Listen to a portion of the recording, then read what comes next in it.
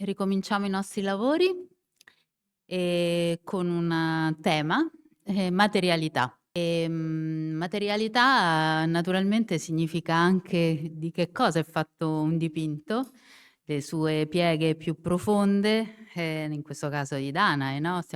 Perché parleremo soprattutto di questo.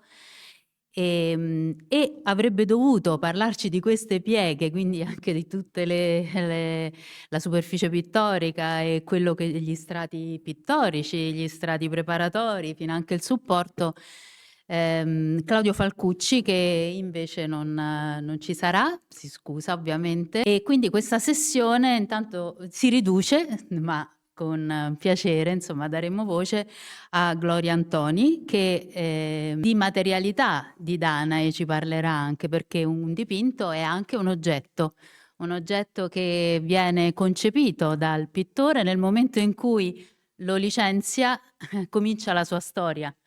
Comincia la sua storia, che è una storia di osservazione. Abbiamo visto copie, repliche, varianti all'interno della bottega anche, no? Ma nel momento in cui è offerto al mondo, no?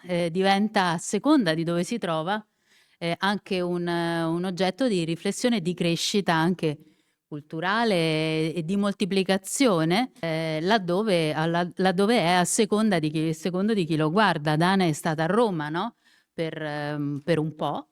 Poi ha seguito le sorti della collezione Farnese, no? Quindi è stata a Napoli, ha subito l'onta della razzia nazista che l'ha portata prima a da Montecassino, e per fortuna quasi direi, l'ha portata fino alle miniere di sale vicino Salisburgo. Dana è stata, appunto, dicevo, anche a Roma, e la sua storia, quella che si nasconde anche tra le sue pieghe, lo abbiamo visto nella riflettografia, anche nella radiografia soprattutto, ci mostra come a un certo punto è stata, in un momento iniziale, è stata una Venere, no? Una Venere simile alla Venere di Urbino, e questo ci dà anche la misura e comunque ci fa comprendere anche dei fenomeni, o perlomeno mette il punto interrogativo su alcuni fenomeni, che sono appunto quello delle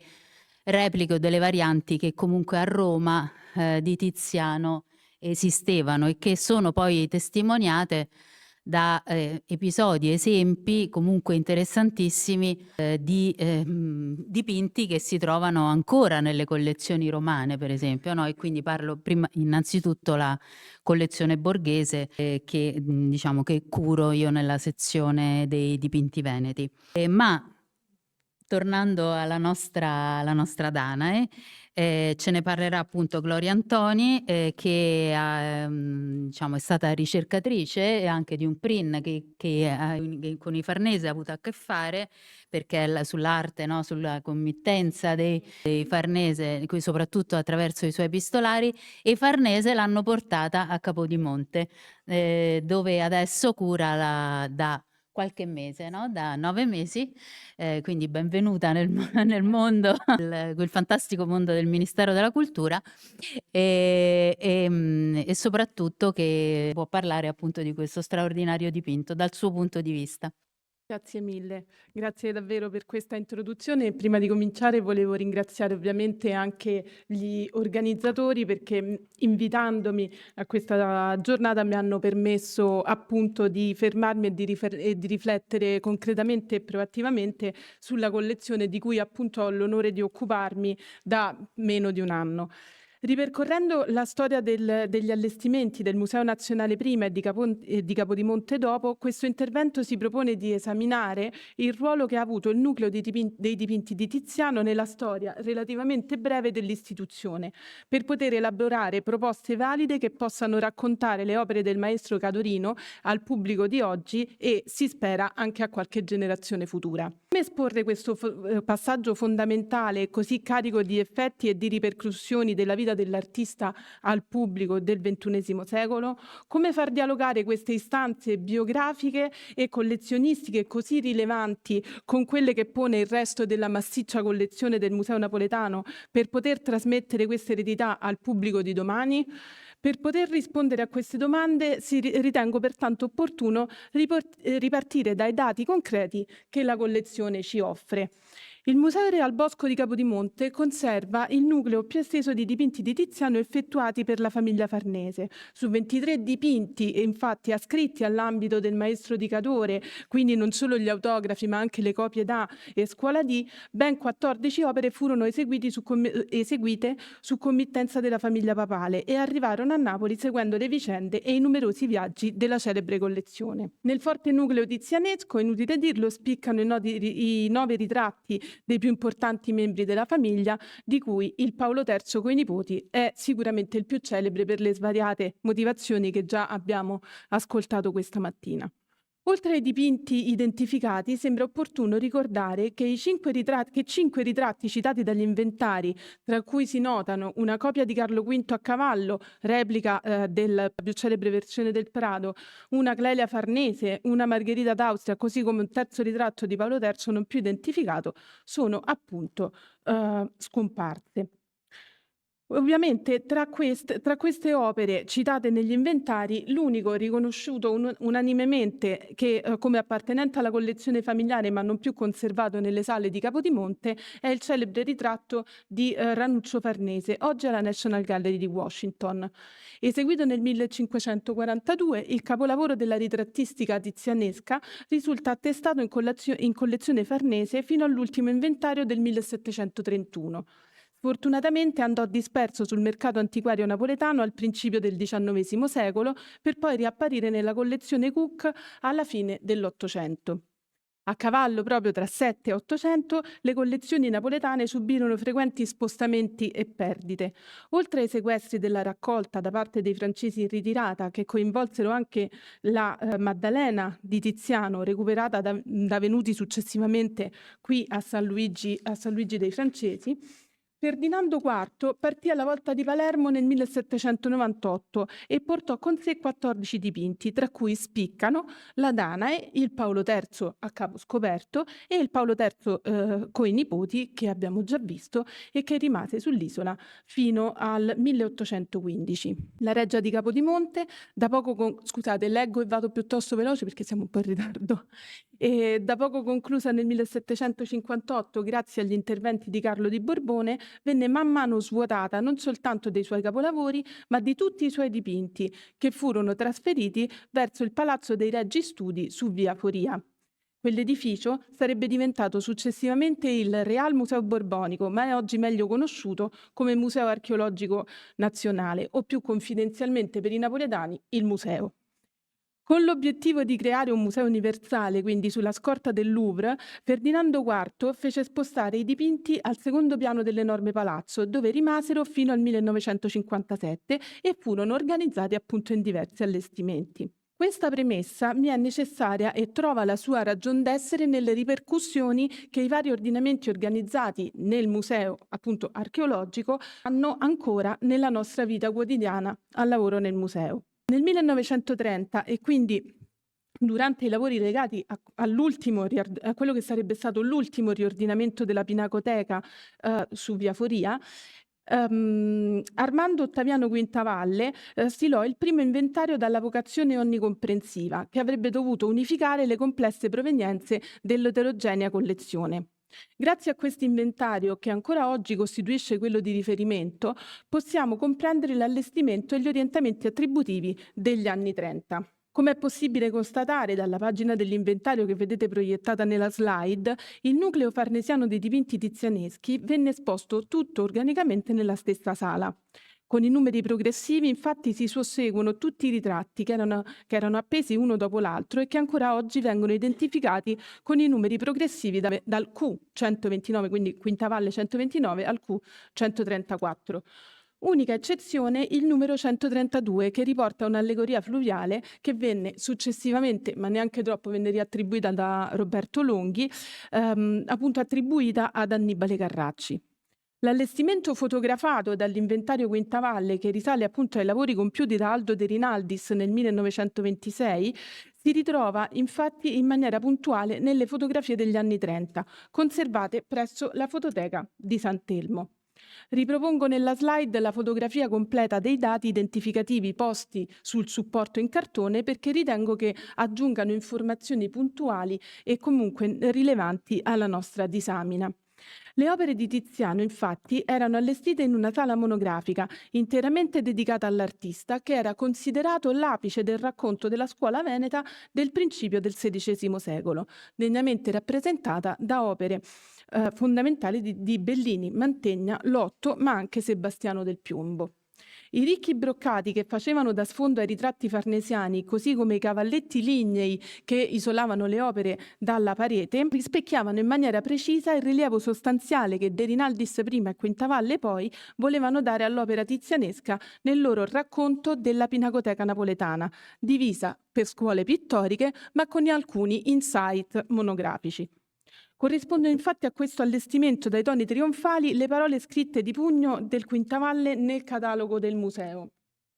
Ritorno qua che è meglio. Ma più di tutti è Tiziano Vecellio, il grande continuatore, il pittore più ricco e spontaneo del Cinquecento. Egli ha qui una sala a lui dedicata, sinfonia di gamme e di forme rifiatate in un'aura d'oro. Ardono i rossi nel grande abbozzo di Paolo III coi nipoti, ove il vecchio Papa dal volto di faina trova ancora giovanile energia negli occhi vivi e grifagni. Di rosso echeggia il grande ritratto araldico di Pierluigi Farnese, ove un vessillo purpureo fa da sfondo alla pressante figura rivestita di lucida corazza. Questa prosa entusiastica, tutta giocata sulla retorica musicale della sinfonia, riecheggia in maniera molto prossima le parole di Adolfo Venturi, che aveva pubblicato il volume dedicato alla pittura veneta del primo Cinquecento solo 4 anni prima, nel 1928, in coincidenza con l'inaugurazione di De Rinaldis del nuovo ordinamento. Il legame tra l'ambiente napoletano, rappresentato da Quintavalle e De Rinaldis, e lo storico dell'arte modenese, rimonta ai primi anni del XX secolo, quando fu incaricato del riordinamento della Pinacoteca tra 1900 e 1904. I lavori guidati dal Venturi furono realizzati solo in parte, fino ai soli dipinti della Rinascita, per essere successivamente affidati ai pittori dell'Accademia cittadina Edoardo Dal Bono e Orazio Ferrara, che, cito, si affrettarono a disfare il razionale ordinamento. Lo studio che De Rinaldis e Quintavalle effettuarono sui testi venturiani si rintraccia non soltanto nella prosa pomposa, che richiama proprio delle espressioni della storia dell'arte italiana, ma anche nella disposizione del racconto dell'opera tizianesca. Accanto ai ritratti, descritti appunto come fiammeggianti, De Rinaldis dispose i dipinti di soggetto femminile, dando un particolare rilievo alla Danae, che, come potete vedere, era allestita al centro della parete corta, vicino al ritratto femminile e alla Maddalena, la cui cronologia è stata recentemente ridiscussa da Marcel Grosso. Proprio la punta più alta della pittura mitologica di Tiziano e il ritratto femminile, la cosiddetta Lavinia, furono sequestrate dalle truppe tedesche della divisione Goering dall'abbazia di Monte Cassino, dove era stato allestito un deposito per opere d'arte durante la Seconda Guerra Mondiale. Nella mostra, che ne celebrò il ritorno in patria ad opera di Ridolfo Siviero, i 2 dipinti di Tiziano furono disposti in una posizione di assoluta rilevanza nel percorso espositivo, come è possibile dedurre dalle numerose fotografie conservate nell'archivio Luce. Chiedo scusa, purtroppo non sono riuscita ad ottenere delle foto senza watermark. Nella storia della museografia napoletana, così come nella storia del paese tutto, la fine della Seconda Guerra Mondiale coincise con quello slancio di natura economica e finanziaria che consentì ai curatori di museo e di sovrintendenza di appunto ripensare e ridiscutere la propria storia. Quindi, grazie a un decreto ministeriale del maggio 1948, l'allora sovrintendente Bruno Molaioli aveva individuato come sede del nuovo museo della nuova Pinacoteca il secondo piano della Reggia Borbonica. Il cantiere di rimodernamento del Palazzo di Capodimonte, così come i progetti di allestimento della moderna Pinacoteca, riconosciuta unanimemente come all'avanguardia per la funzionalità degli ambienti, furono affidati all'architetto Ezio De Felice. Nella fotografia che vi mostro nella slide era intento a ispezionare proprio gli arconi che, insieme ai velari, riuscivano a creare delle interferenze tra luce artificiale e luce naturale che erano considerate assolutamente all'avanguardia per l'epoca. Nel colossale sforzo di allestimento, all'interno del quale erano coinvolti anche due giovanissimi, Raffaello Causa e Ferdinando Bologna, i cosiddetti leoni della sovrintendenza di Napoli, Tiziano costituiva ancora il centro, l'apice del racconto per scuole pittoriche della metà del Cinquecento, talmente alto da arrivare a costituire quasi l'atto fondativo stesso del museo, come diceva chiaramente Roberto Longhi nel suo articolo uscito subito dopo l'inaugurazione. Paolo III, che ha il buon gusto o l'orgoglio di posare per Tiziano, costituisce, secondo lo storico dell'arte piemontese, il principio della storia del museo e tutto, nell'allestimento ma anche nella comunicazione dell'istituzione, concorreva a dimostrarlo. Le formidabili notizie su Capodimonte, che non a caso recano in copertina la Danae, costituiscono uno strumento insostituibile per poter capire come era stato allestito Tiziano all'altezza del 1957. La presenza di elenchi delle opere sala per sala e delle planimetrie consente infatti quasi di entrare all'interno della mente del curatore e dei suoi assistenti che lavoravano in stretta armonia appunto con l'architetto allestitore. Come potete vedere nella pianta del secondo piano, le sale 17, 18 e 19, che ho evidenziato appunto in rosso, erano interamente dedicate al racconto della pittura veneta di primo Cinquecento. Si cominciava con i maestri a cavallo tra 4 e 5. Nella fotografia a sinistra sono ben visibili Bellini sulla parete destra, così come i due Lotto e il piccolo ritratto di Prelato di Mantegna nella sala 17, che ho indicato in verde sulla mappa, scusate. Si continuava poi con la sala 18, che nella mappa si trova in rosso, dove erano esposti i maestri cosiddetti dell'area veneta di pieno Cinquecento, tra cui sono riconoscibili Palma il Vecchio e Pordenone. La sala 19, che corrisponde all'attuale sala 76, costituisce, come possiamo vedere in pianta, la prima sala longitudinale di più ampio respiro, dopo un'infilata di sale strette e lunghe. Questo cambio di ambiente doveva costituire un segnale per il visitatore, che avrebbe avuto modo di soffermarsi sui capolavori del maestro veneziano in una sala più grande, disponendo anche di 2 sedute che avrebbero reso la contemplazione dei capolavori più confortevole. Come possiamo vedere però dalle fotografie, la disposizione delle opere riprendeva in maniera piuttosto fedele la lezione venturiana. Sulla parete di fondo i ritratti di famiglia, mentre sulla parete laterale la Danae e il ritratto femminile accanto al ritratto del loro committente, il rampante e giovane cardinale Alessandro. Il racconto trionfale della storia dell'arte italiana che Molaioli aveva organizzato nella sua innovativa Pinacoteca aveva però dovuto parzialmente rinunciare all'altra grande vocazione di Capodimonte, il racconto degli sviluppi della pittura locale e della storia dell'arte del territorio. L'istituzione infatti rivestiva questo ruolo sin dall'inizio dell'Ottocento, quando erano state destinate alla Pinacoteca tutte le opere degli enti religiosi soppressi. A quell'epoca arrivarono dunque a Capodimonte numerosissimi dipinti di grandi maestri del Cinquecento napoletano come Andrea Sabatini, Pedro Fernandez e Marco Cardisco e andarono ad arricchire proprio le già poderose raccolte del museo. Per questa precisa vocazione, per questo essere Capodimonte punto di riferimento del territorio, nel 1980, all'indomani del terribile terremoto in Irpinia, i funzionari della sovrintendenza scelsero Capodimonte per tutelare l'Annunciazione di San Domenico Maggiore, realizzata nel 1557 per la cappella del ricco banchiere Cosimo Pinelli. Insieme alla pala tizianesca arrivò dalla stessa chiesa anche la flagellazione di Caravaggio, che ancora oggi catalizza in maniera molto più consistente le attenzioni dei visitatori. Rispetto al nucleo al forte nucleo di dipinti farnesiani con cui questa pala si sarebbe dovuta andare ad armonizzare, purtroppo l'Annunciazione di Tiziano rimase sempre al margine, tanto dell'attenzione degli studi quanto di quella dei funzionari del museo, che organizzarono una prima campagna di studi solo nei primi anni 2000, che sarebbe poi confluita nell'agile volume di Anna Chiara Labisio, pubblicato nel 2010.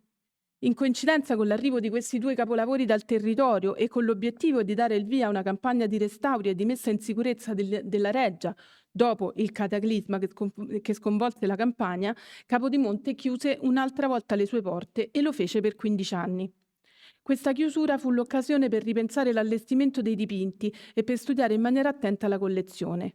Guidati da un più che energico Nicola Spinosa, a partire dal 1984 i funzionari della sovrintendenza napoletana ripensarono e riorganizzarono l'allestimento del museo a monte di una campagna di studi formidabile che diede vita ai cataloghi scientifici suddivisi per nuclei collezionistici. La riapertura del primo piano e il criterio che ne guidava l'organizzazione furono preannunciati dalla prima grande mostra dedicata alla collezione farnesiana, organizzata dallo stesso Spinosa in accordo con Lucia Fornari Schianchi, che aveva l'ambizione di riunire in un'unica occasione tutti i capolavori che la famiglia aveva finanziato, acquisito e comprato.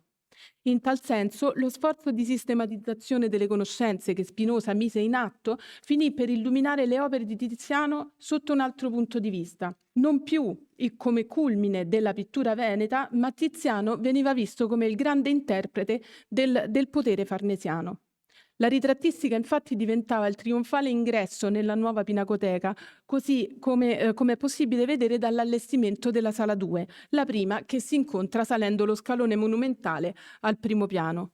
Così ad accogliere il visitatore vi erano simbolicamente collocati Paolo III nelle sue varie effigi, pittoriche e scultoree e i suoi discendenti che avrebbero significativamente accompagnato il visitatore. Per il primo piano Spinosa aveva infatti disposto l'intera collezione farnese. Non solo dipinti e sculture, ma nei corridoi si trovavano anche spazio gli avori, i cristalli e le armature. Questa vocazione, cioè questa virata prettamente collezionistica, è possibile leggerla tanto in parallelo con lo sviluppo degli studi negli anni 90, quanto proprio per l'altro ruolo che Spinosa rivestiva dal 1992, ovvero sia quello di professore di museologia e storia del collezionismo alla Suor Orsola Benincasa. Per la prima volta le effigi femminili invece vennero separate dal corpus dei ritratti e spostati più avanti nella sala 11. In questo ambiente Dana e la Maddalena, il ritratto femminile, dialogavano apertamente con il ritratto di Giulio Clovio, con il ritratto che soffia su un tizzone di El Greco e con Palma il Vecchio, in una sorta di confronto volto a dimostrare le conseguenze dello stile del Vecellio sui maestri a lui contemporanei, per quanto con delle evidenti idiosincrasie. La componente collezionistica nel Museo Spinosiano era senza dubbio preponderante nel racconto delle opere e questo pose ovviamente in rilievo la ritrattistica farnese, che fu anche il perno attorno al quale si organizzò la grande rassegna del 2006 nei saloni del primo piano, che potete vedere nella foto totalmente riorganizzati. Oggi Capodimonte sta affrontando una grande sfida, una radicale messa in discussione per via dei lavori che si stanno svolgendo da 2 anni circa e che avrebbero imposto un'ulteriore chiusura al pubblico che è stata evitata, appunto evitata, comportando anche una mole di lavoro piuttosto considerevole da parte dei funzionari interni.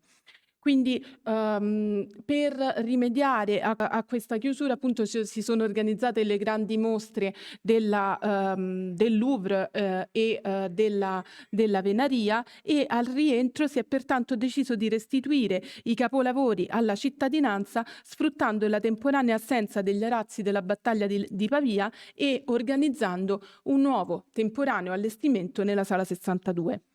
Per il momento dunque i ritratti di Tiziano occupano la prima metà della sala, mentre la Dana è esposta accanto all'Antea e alla Lucrezia del Parmigianino, in una sezione che vuole celebrare la rappresentazione delle diverse figure femminili nel Cinquecento. Dove e come saranno allestiti i dipinti di Tiziano nelle sale di Capodimonte lo stiamo costruendo proprio in questo periodo, cercando di instaurare un dialogo fruttuoso, un dialogo che sia di squadra tra i vari curatori e il direttore, tra le varie professionalità del museo e appunto il direttore che poi approverà il piano. Quindi dalla breve disamina che ho cercato appunto di esporvi, abbiamo notato che i 3 allestimenti principali del museo mettono in evidenza 3 aspetti diversi del nucleo farnesiano di dipinti che conserva appunto la Pinacoteca di Capodimonte. De Rinaldis, ancora influenzato forse dalla cultura tardo-ottocentesca, isolava l'opera di Tiziano in una sala dedicata e attraverso il parato dell'allestimento tentava di celebrarne le virtù cromatiche intrinseche nella ritrattistica. Molaioli, in un racconto di scuole pittoriche, appunto ancora influenzato dalla storia dell'arte venturiana, lo collocava come culmine della scuola veneta, mentre Spinoza lo interpretava come quasi vessillo appunto del potere farnesiano. Quale componente che non è ancora stata percorsa del nucleo farnesiano di dipinti di Tiziano metteremo in evidenza? Le premesse tracciate nello studio che appunto ho oggi esposto e la consapevolezza della stratificazione concettuale che c'è dietro appunto gli allestimenti che sono stati effettuati, credo possano costituire una solida base per poter strutturare quelli che saranno gli allestimenti del domani. E vi ringrazio per l'attenzione. Grazie Gloria di averci portato nel mondo del Museo di Capodimonte e di queste trasformazioni storiche che poi insomma sono sempre interessantissime. E dalla materialità all'estetica, no? Dalla forma all'idea, quindi invito i relatori della prossima sessione. Pronti? Salvatore? Pronto? Allora possiamo cominciare. Io personalmente non mi sento un grande tizianista, no? Non ho mai pensato di lavorare estensivamente su Tiziano, ma insomma qualche piccola esperienza nel corso di tanti anni me la sono fatta. Sono un po' imbarazzato a parlare di una parte estetica della cosa. Tiziano è estetica tutto il tempo perché è talmente bello che non può cambiare mai. Ma ci sono vari problemi aperti e probabilmente questa parte vela anche la consapevolezza che dobbiamo lavorare su alcuni dipinti che non sono ancora stati precisamente definiti, o sulla loro cronologia e cose di questo genere, o anche sulla loro interpretazione, sulla quale io in genere diffido un poco, perché interpretazione vuol dire sempre un po' la propria fantasia sulle cose e non la realtà delle cose. Però naturalmente anche l'interpretazione è assolutamente importante e alle volte gli oggetti che sono rappresentati all'interno di un quadro servono proprio a darci l'idea precisa di quel quadro, l'idea precisa dell'identità dell'effigiato. E questo è il caso di cui ci parla oggi Salvatore Lorè, che non è, come dire, uno storico dell'arte, ma siccome siamo tutti storici, anche quelli con l'appendice dell'arte, dobbiamo cominciare a ragionare in termini molto simili. Lui ha studiato in particolare la riforma della Chiesa nel Cinquecento e quindi ci parla di un personaggio che è stato certamente in contatto con Tiziano e che abitava per un certo periodo certamente a Venezia, e cioè Benedetto Varchi. Prego.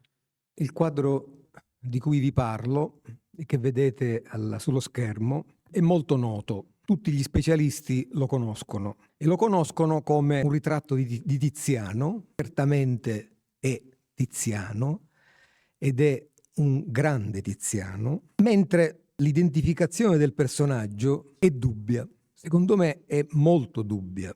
A fronte di una critica tizianesca che illo tempore si è divisa su questa identificazione. Vi dirò adesso quando è spuntata fuori, perché c'era chi diceva che il personaggio raffigurato da Tiziano nel quadro di Gentiluomo con libro di Vienna, finito a Vienna, era Varchi, e c'era chi dall'altra parte, con argomenti forse un poco più solidi, manifestava dubbi su questa attribuzione. Ma questo è il passato, perché la critica d'arte oggi, e in particolare mi riferisco a tutte le mostre che sono state organizzate con l'esposizione di questo quadro negli ultimi 20-30 anni, hanno identificato il personaggio ritratto da Tiziano certamente con Benedetto Varchi. Insomma, negli ultimi anni sembrano cadute le perplessità. L'unico perplesso forse è rimasto il sottoscritto, che però non è uno storico dell'arte e non ha certo la pretesa di convincere con i suoi argomenti, che sono i documenti, le fonti, la lettura delle fonti, della bontà del proprio punto di vista. Posso solo raccontarvi una storia, che è la storia di questo dipinto. Comincio con una velocemente, perché vorrei provare a smontare per punto i pezzi su cui la critica d'arte si sofferma per valorare questa attribuzione. Vorrei cominciare non dal quadro di Tiziano, ma dall'immagine del letterato fiorentino. Benedetto Varchi non era solo un letterato, un grande letterato, era anche uno storico, lo storico della sua Firenze. Questa immagine è un'immagine ottocentesca che si trova a fronte delle stampe ottocentesche delle opere di Varchi, le lezioni accademiche, le lezioni su Dante e le prose e la storia fiorentina. Poi ci sarà un profluvio di queste immagini, perché arriva il Risorgimento e arriva una storia patriottica, quella di Varchi con Francesco Ferrucci, che veniva ucciso quando non poteva difendersi, diventava un po' il vessillo della storia che avrebbe portato all'unificazione della penisola. E infatti Varchi, nella seconda metà dell'Ottocento, dopo l'Unità d'Italia, oggi dimenticato, è un libro di testo. La storia fiorentina è adottata dalle scuole del Regno d'Italia. Perché vi mostro questa immagine? Questa è un'immagine che non significa nulla, ma è Varchi nell'Ottocento. Lo stesso potremmo dire delle incisioni e delle stampe di fine Settecento, ma è un'immagine libresca. Giustamente uno studioso del Varchi del secolo scorso, Guido Manacorda, diceva: un viso anonimo, lo sguardo buono, di un uomo dall'espressione modesta e tranquilla, come quella del corridoio degli Uffizi, perché dietro questa immagine c'è il ritratto del pittore della cosiddetta collezione gioviana. Ed è un'immagine che non dice assolutamente nulla, non veritiera, perché Varchi è il contrario di questo uomo modesto e tranquillo. È un uomo inquieto, è un uomo che per tutta la vita ha dovuto affrontare una guerra contro il pregiudizio, contro i bigotti. Ha scritto un canzoniere dedicato a un uomo, che era un vescovo, cantato come se fosse Laura, Lorenzo Lenzi. E a Firenze ha avuto una vita non travagliata, ma travagliatissima, perché a Firenze, se non sei neoplatonico e se non sei dantista e se importi il verbo aristotelico e il bembismo in città per cercare di provincializzare questa cultura fiorentina che si sta mummificando, il Rinascimento e l'umanesimo civile sono ormai alle spalle, sei un eretico e lui per tutta la vita farà l'eretico. Questo non è un eretico, è il contrario. Qui c'è un'immagine di Varchi più veritiera. Avete sicuramente capito che questo è il Cristo al limbo di Bronzino a Santa Croce, dove ci sono tutta una serie di personaggi legati al milieu di Varchi. Bronzino, autore, il Bronzino poeta, oltre che Bronzino pittore. Io lo conosco più come poeta che come pittore. E l'interlocutore principale della poesia di Bronzino, delle rime di Bronzino, si chiama Varchi. È uno che conosce bene Varchi. Insieme a Varchi si reca a trovare Pontormo nella casa dove si entra con la scala, quando si entra, perché il maestro non apre a tutti, ma a Varchi, a Bronzino, apre e cena con loro. Varchi è un uomo organicamente inserito nel mondo degli artisti fiorentini e non solo dei grandi, anche il mondo semicolto, i suoi contatti con i minori, gli orefici, gli intagliatori, i legnaiuoli sono capillari. Il problema è perché non ci sono immagini ufficiali di questo Varchi, perché Bronzino, che è un suo amico intrinseco, ha dipinto tutti gli amici di Varchi, tutti i letterati, uomini e donne. Pensate a Laura Battiferri Ammannati, pensate a Luca Martini, lo splendido ritratto con la mappa di funzionario del regime mediceo a Pisa. Nel Cristo al limbo c'è un particolare dove troviamo invece, e siamo nel 1552, troviamo Varchi. Il personaggio che dialoga, ditemi quando non vedete le cose perché io non sono capace di fare funzionare il computer, sono capace di farvi la lezione all'antica. Va bene, d'accordo, scusate. Il buon ladrone che dialoga con lo sguardo così intenso con il Battista è Benedetto Varchi, un Varchi maturo, non ancora incline alla vecchiaia, un'immagine, come vedete, forte, un'immagine vigorosa, non è quel viso spento, anonimo, insignificante delle incisioni ottocentesche, ma è un ritratto, non è un vero e proprio ritratto, è qualcosa che Bronzino ha inserito di soppiatto, no? Quasi a dispetto dell'autore, che non voleva farsi ritrarre, perché il problema era quello. E ci raccontano puntualmente le fonti. Bronzino farà altri omaggi all'amico, ma sono omaggi tardi, io non ve li mostro. Nel 65, nella deposizione della Galleria dell'Accademia, Varchi è sempre una figura vista sotto questo profilo religioso, sotto questo aspetto, e questo è un dato interessante. Qui è il buon ladrone, nella Galleria dell'Accademia sostiene il corpo di Cristo e quasi tocca, i visi si toccano, ma è un'immagine oramai di Varchi vecchio.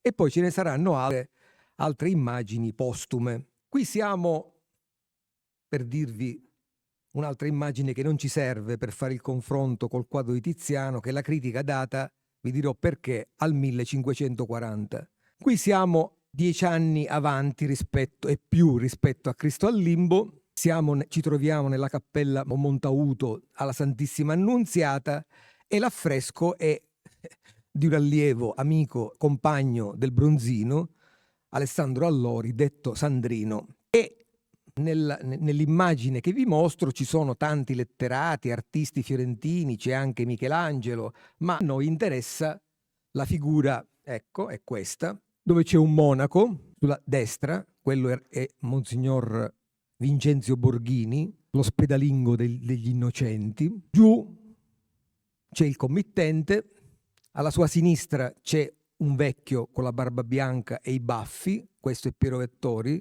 il massimo filologo fiorentino del Cinquecento, l'ultimo sopravvissuto della scuola di Poliziano. Sopra di lui c'è quest'altro vecchio con lo sguardo allucinato e questo è Varchi. Quindi siamo non lontani, ma lontanissimi da quell'immagine giovanile, potente, che viene rappresentata nel quadro di Tiziano. Questo invece è la cosa più sicura che abbiamo, no? È una medaglia. Il retto è il risvolto della medaglia, dalla quale poi proviene, voi non lo vedete, qui un disegno, ma adesso ve lo mostro. Questo è certamente Benedetto Varchi, visto di profilo, con la sua barba, la fronte alta, questo tipo di capigliatura, che vagamente può richiamare l'immagine del quadro di Tiziano. La critica dice che è somigliante, qualcuno dice che è molto somigliante. Per me si tratta di una presunta e vaga somiglianza e non riesco a capire, io non ce la faccio, come sia possibile dire, affermare, identificare in Benedetto Varchi un personaggio maturo, qui, barbuto, incline a diventare vecchio, diventerà precocemente vecchio, tanto che avete visto che poco dopo si ammala e muore, prima del suo tempo, con quell'immagine che vi ho mostrato all'inizio, che non è a tutti gli effetti un ritratto al naturale, è l'immagine idealizzata di un gran letterato. E qui ci siamo. Ma perché dovrebbe essere Varchi? Come si fa, sulla base di una medaglia che risale perlomeno a 5 lustri dopo la composizione di quel ritratto, se è vero, come dice la critica d'arte, che quel ritratto risale al 1540 circa, con questa medaglia il cui termine, il terminus postquem, è 1555. Siamo sicuri che il medaglista è Poggini e siamo assolutamente sicuri che il personaggio, come dice il motto sia Varchi, perché nei sonetti pubblicati in quell'anno dal Varchi, la prima parte dei sonetti, c'è un dialogo proprio su questa medaglia tra lo scultore e il letterato.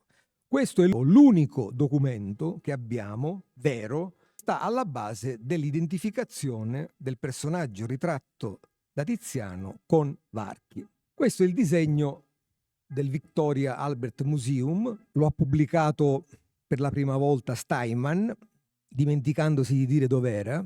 Oggi lo sappiamo perché c'è internet. La mano di chi ha fatto l'autore di questo disegno è incerta, perché i due nomi che sono lì, Passerotti e Bandinelli, probabilmente non sono quelli. C'è chi dice che è una buona mano, c'è chi dice che è una scarsissima mano. Io questo non lo so e mi interessa poco. Gli studiosi, c'è un saggio di una studiosa dedicato proprio alla medaglia e a questo disegno, dicono che prima viene la medaglia, poi il disegno. Io imparo. E qui siamo tornati al punto. Sulla base esile, scarsa e comunque argomento non risolutivo di questa somiglianza, la storia comincia alla fine del Settecento. Perché? Perché il quadro che oggi è a Vienna è finito a Vienna nelle collezioni asburgiche alla metà del Seicento, quando viene acquisito da un arciduca d'Austria.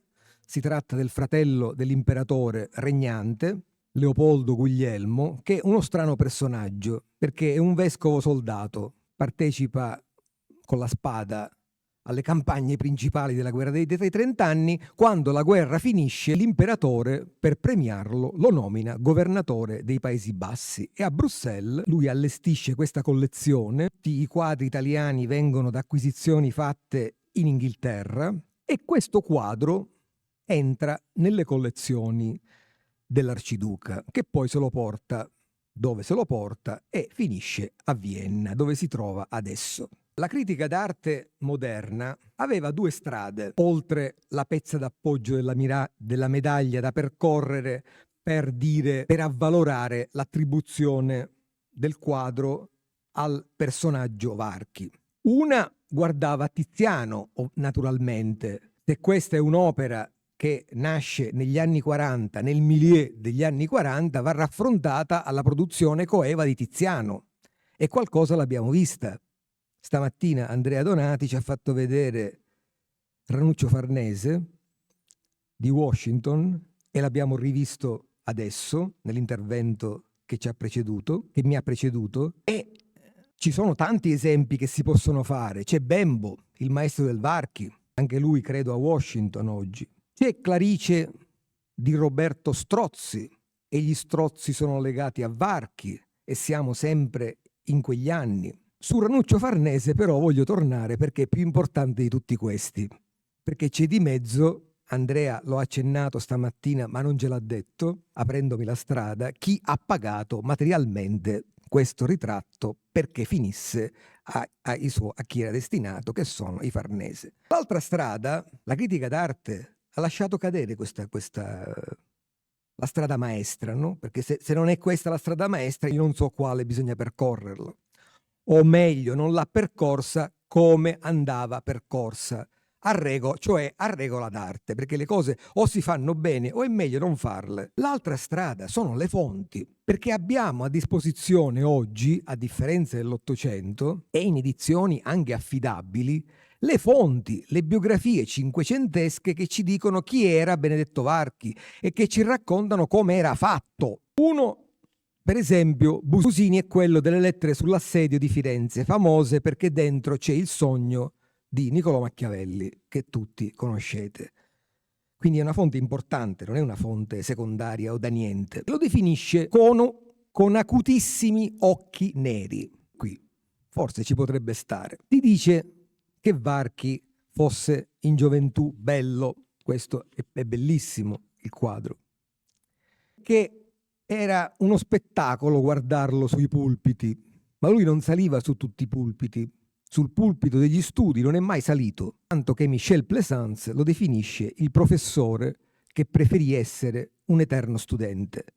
Lui è salito sui pulpiti antiaccademici. E quando si è azzardato a salire nella sala del Papa di Santa Maria Novella a Firenze, sul pulpito dell'Accademia Fiorentina, massima istituzione culturale del suo tempo, poco mancava che gli accademici gli tirassero le pietre e gli sgabelli addosso. Questo accadde quando lui tenne quelle che voi conoscete come 2 lezioni, cioè quando si permise di commentare un sonetto di Michelangelo Buonarroti. Cosa dice un'altra fonte? Brevissimo, perché poi voglio arrivare ai contesti. L'autore si chiama Razzi, uno scrittore di commedie che poi si fa monaco camaldolese, diventa l'abate di un monastero importante a Firenze che è Santa Maria degli Angeli, quello dove ora c'è la facoltà di lettere, e nella sua biografia racconta: e perciò che era assai grande di persona, compresso e di assai bello e venerando aspetto. Questo è un personaggio venerando. Se la critica d'arte avesse letto questo testo, io direi che avrebbe fatto bene. Ed avea grande e di ciò molto accomodata voce. Varchi era un grande oratore. Noi oggi non lo possiamo ascoltare, ma allora avevano la fortuna di farlo. E bello e grazioso modo di orare. Era a vederlo e udirlo in sui pulpiti e sopra le cattedre cosa meravigliosa, e massimamente quando da giovane portava l'abito più nobile della civiltà fiorentina, cioè il lucco, la veste nera con la quale, disgraziatamente per me, che non ne sono affatto convinto, il personaggio, il gentiluomo col libro di Vienna raffigurato da Tiziano, viene ritratto. Devo andare velocemente per sintetizzare questi 5 punti con i quali mi provo a smontare questa attribuzione che secondo me è fondata sul niente. Primo punto: so di essere apodittico, so di usare non il bisturi ma altri strumenti, però anche gli storici dell'arte lo fanno quando serve. Gli storici dell'arte si sono accontentati dei contesti culturali. Ora io devo dire se questi contesti, come sono stati ricostruiti, funzionano o no. Cronologia, primo punto, 1540. È il periodo meglio. 1540 significa per Varchi che è esule per motivi politici, volontario, nelle accoglienti terre della Repubblica di Venezia, che rende i cittadini perseguitati liberi, come sappiamo, e come è stato detto di recente a Venezia. Non è che significa 1540, significa 1537, l'inizio dell'esilio, 1543, la fine dell'esilio. È il periodo meglio conosciuto della vita del Varchi. Oggi, con le fonti di cui disponiamo e con 30 anni di studi che sono venuti fuori su Varchi a partire dalle celebrazioni nel 500° della nascita, 1503-2003. Noi di questi anni conosciamo tutto, no, perché tutto non si conosce, ma conosciamo moltissimo. Non conosciamo quello che faceva Varchi ogni giorno, questo no, ma spesso di quello che faceva un giorno sì e un giorno no lo sappiamo. Nessuna fonte, nessun documento ci parla in questo range temporale del ritratto di Tiziano. E non ci parlano nemmeno di Tiziano, perché anche questa conoscenza di Varchi con Tiziano io non la trovo attestata. Certo, meglio di Pietro Aretino nessuno avrebbe potuto introdurre Varchi da Tiziano, ma sulle fonti non risulta, dai documenti non risulta. Ancora di più, siccome Varchi è amico consulente di tanti artisti, che non solo fiorentini, il silenzio tombale della letteratura artistica sull'argomento che cosa mi deve fare pensare? Non c'è una fonte, non c'è un documento antico, nella letteratura artistica non se ne parla mai.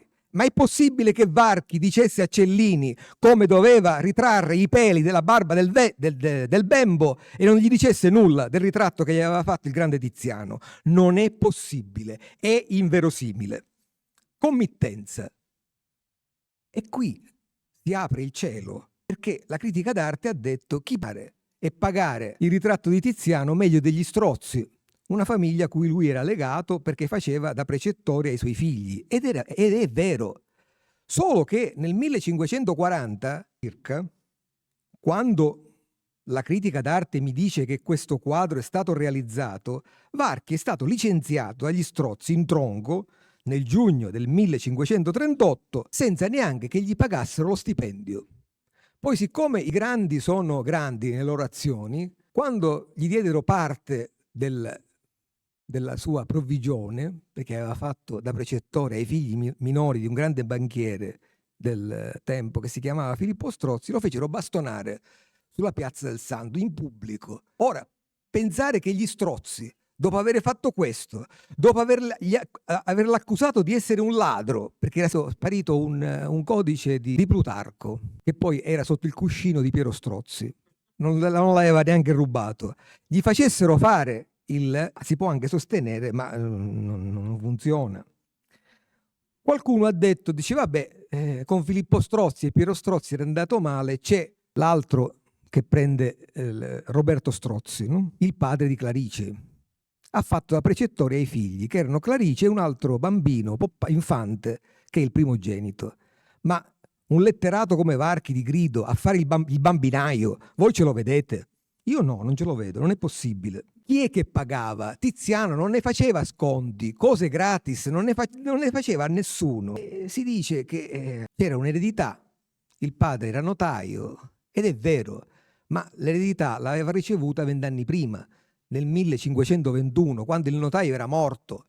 Siccome lui aveva le mani bucate, in 20 anni non era rimasto più niente. E a Padova, dove lui viveva con altri in casa di alcuni studenti fiorentini, la casa si chiamava Della Vacca, nella casa della Vacca, erano tutti di una certa tendenza sessuale, vivevano alla fiorentina, dice Varchi. Alla fiorentina significa di espedienti, perché non c'erano soldi, pensavano a mettere insieme il pranzo con la cena, quindi eredità, dopo 20 anni non ce n'era più. Devo terminare, quindi i 5 punti non ve li posso leggere tutti. Il terminus ad quem. Abbiamo parlato, la critica d'arte dice 1540. Nel novembre del 1540, quando questo quadro o era stato realizzato o era in corso di essere realizzato, abbiamo una lettera dell'amico più caro di Varchi. Luca da Martini era quello ritratto da Bronzino che gli faceva da tramite con Michelangelo Buonarroti. Poi Varchi trovò una strada per arrivare a Michelangelo, perché voi oggi noi parliamo di Tiziano a Roma nel 45.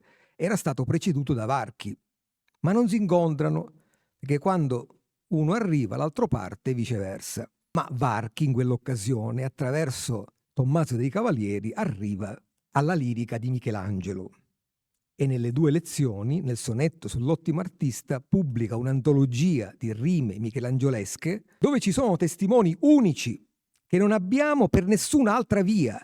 Da dove poteva averli presi se non da Tommaso dei Cavalieri? Michelangelo, che poco mancò che mettesse le mani addosso a Luigi Del Riccio e a Donato Giannotti, che avevano osato tentare di far pubblicare le sue rime, anziché adontarsi che Varchi in accademia pubblicamente leggesse il sonetto e tutta la sua produzione lirica inedita, gli scrive una lettera in cui gli dice: Messer Benedetto, il sonetto vien ben da me, ma il commento vien dal cielo.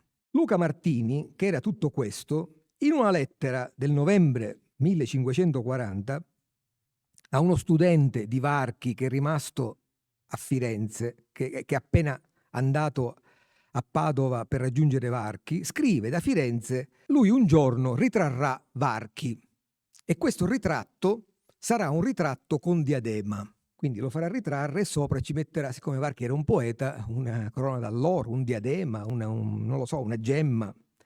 Però dice, se vorrà farselo, perché quello non si voleva far ritrarre, non aveva ritratti, e siamo nell'anno in cui sarebbe nato questo ritratto. Se il ritratto c'era, voi pensate che Martini non lo sapesse? Ma Luca Martini era il braccio destro, l'occhio destro, l'alter ego, l'anima di Varchi, quindi il ritratto non c'era.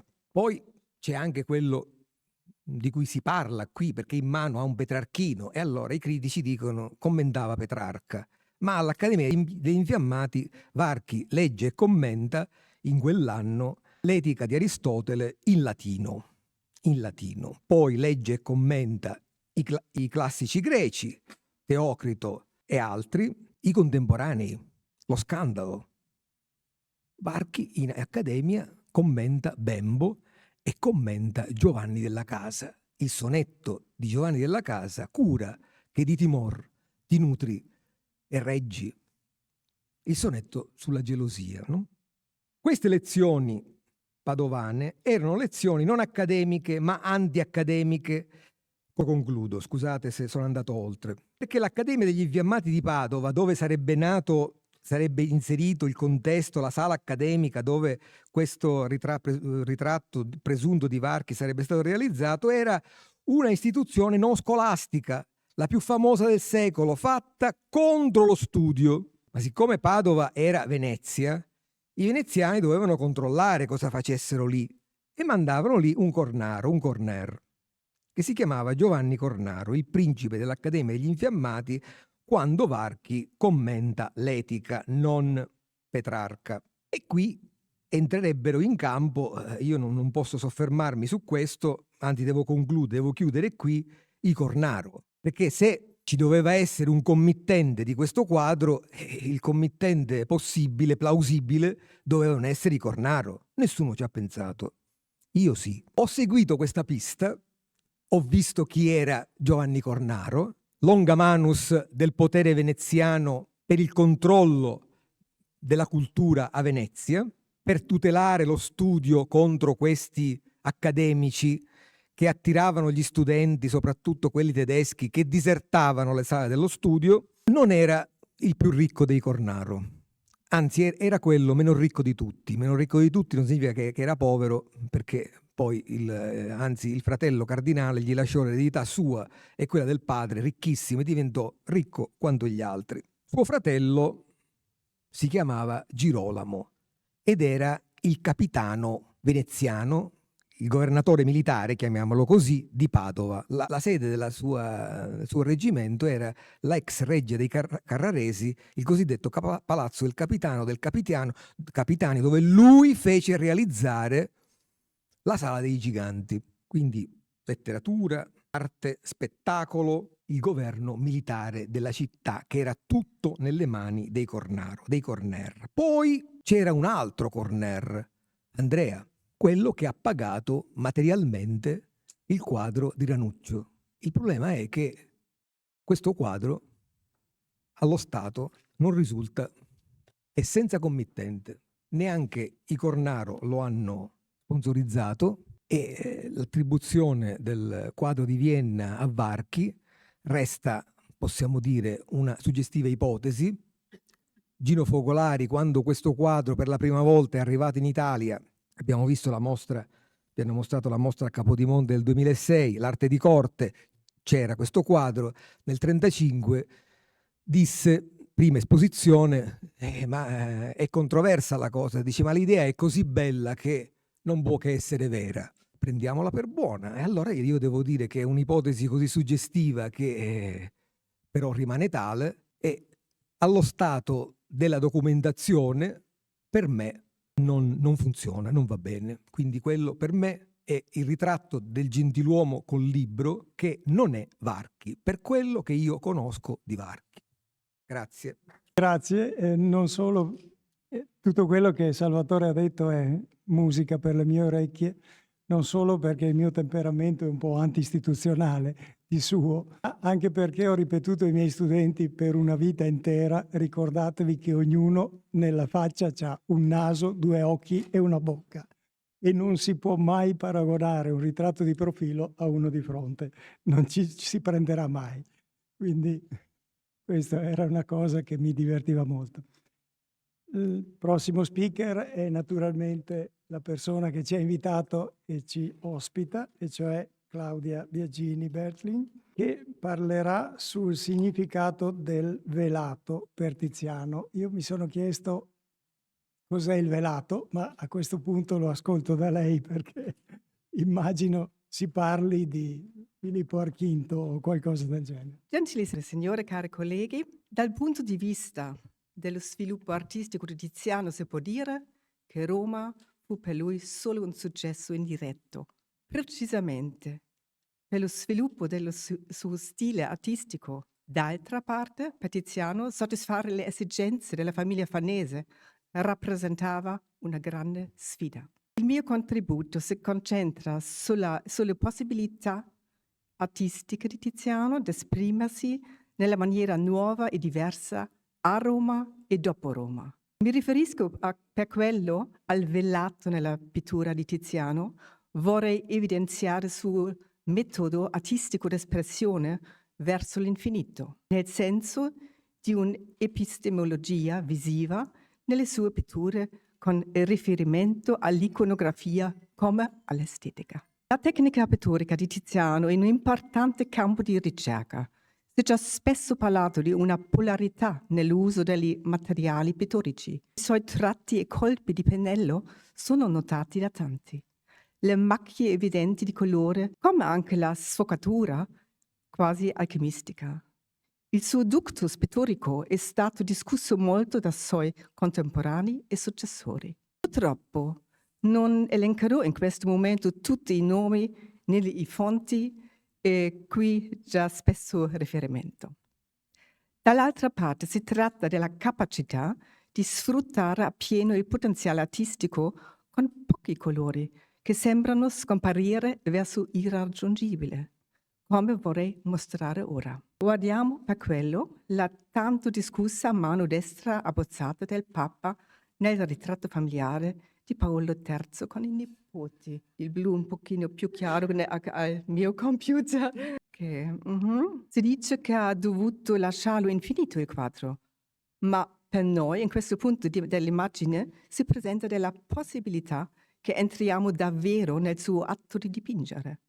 Qui possiamo quasi sentire il suo metodo di creare e di essere vicino al suo processo creativo. Continuo di mostrare 3 altri esempi e concluderò alla fine il mio intervento con ulteriori approfondimenti. In alcune delle sue opere, Tiziano usava veli trasparenti, dopo il suo soggiorno a Roma, ma anche prima, per belle donne, donne sacre, per figure mitologiche e nei suoi ritratti. Questi veli hanno di solito una funzione descrittiva o iconologica, anche simbolica, o sono più o meno visibili come stoffa sopra una pelle sensuale. Alcune di queste figure sono avvolte di un velo lucente con tutta la sottiglienza possibile.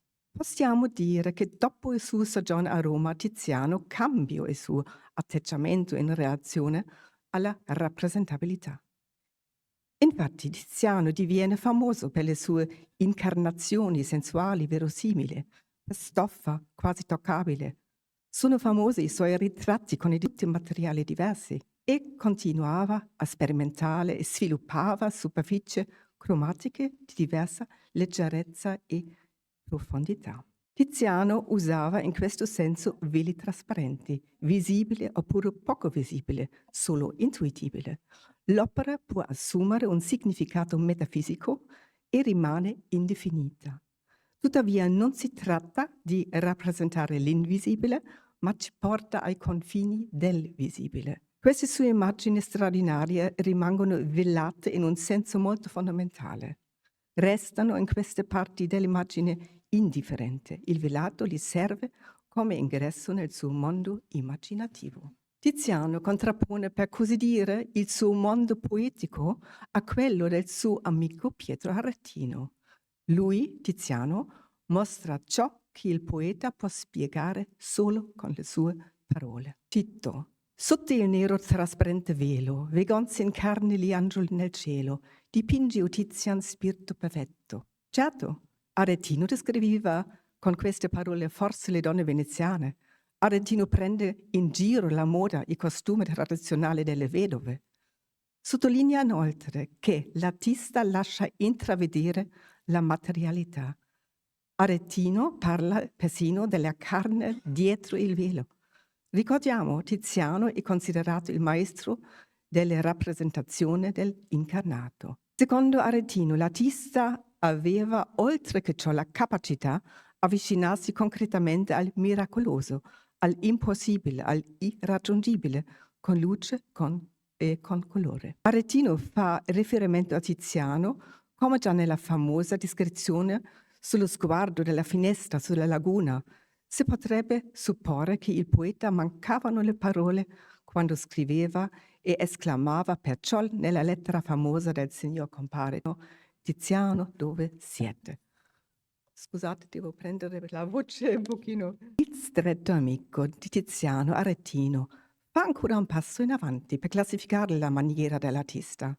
Descrive la capacità di rappresentare i personaggi in modo più vivace rispetto alla realtà nel contesto del ritratto suo importante committente, il duca d'Urbino.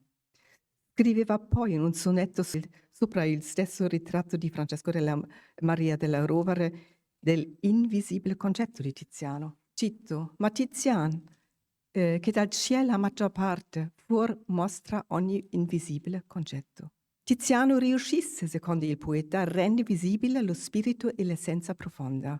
Vediamo ora esempi come lo fa, come Tiziano si esprime in questo modo con tutti i mezzi alla sua disposizione, consapevole i suoi propri limiti. Maria solleva il velo in questa scena, con un gesto pronunciato. Ma cosa vediamo veramente qui? Certo, suo gesto ha una funzione drammatico-narrativo, ma mettiamo l'attenzione sull'altra cosa. Il velo ha anche una funzione mistica, invece il soggetto dell'incarnazione si dissolve qui nella materializzazione, conceptio per aurem, secondo Evangelista Luca. Lasciamo da parte questa particolarità iconografica della Pala di San Salvador, un capolavoro tattivo completato 1564, e prestiamo l'attenzione al trattamento con luce e colore. Con questi mezzi lui fa evocare una trasparenza e lo fa in modo ancora più elaborato nel secondo velo sulle spalle della Madonna. Ups, das war zu früh. Il guanello, metafora della nascita di Cristo. Questo è ancora più fino, molto sottile, al contrario dell'angelo massiccio, dove il velo trasparente conduce all'angelo del mantello in colore opaco grigio. Nel punto più luminoso, in alto, appare una parte lampante e sfocata, forse in una sorta di pirotecnica, come spiegava Bernhard Eikemer, che lasciamo salutare da qui. La colomba si staglia sullo sfondo. Sembra che tutta la potenza del cielo luminoso e profonda sia riunita in lei in una straordinaria dinamica. Il mistero si manifesta qui nella retorica della luce, una luce da colore che Aristotele chiama il diafano. Il velato è ovunque presente nella pittura come in molte altre opere tarde del vecchio maestro. Per quello si può dire che l'idea del velato, del mistico, qui rimane anche se non ci fosse il velo. L'idea dell'irraggiungibile su cui vorrei tornare si manifesta nell'aura del processo creativo, nell'atmosfera velata, e per forza l'artista decisamente conferma che l'immagine è finita. Lui scriveva sui gradini Tiziano: per vedere, l'artista era molto sicuro di quello che fa. Vediamo un altro esempio per il suo metodo di creare, che si manifesta questa estetica del velato. Mostro il dipinto Gloria al Prado, mandato a Filippo II, 1554, con una prospettiva forte. La materialità si dissolve gradualmente per arrivare all'essenza dell'immaginazione. Questo porta ai limiti di ciò che è materiale. Il dipinto La Gloria di Tiziano per l'imperatore e con l'imperatore in abito bianco a destra è stato realizzato dopo il suo soggiorno romano e combina l'estetica pittorica romana con il suo sapere della luce sfumata veneziana. Anche Leonardo è poco presente qui. Maria con la testa abbassata, un volto nascosto nell'ombra del mantello blu.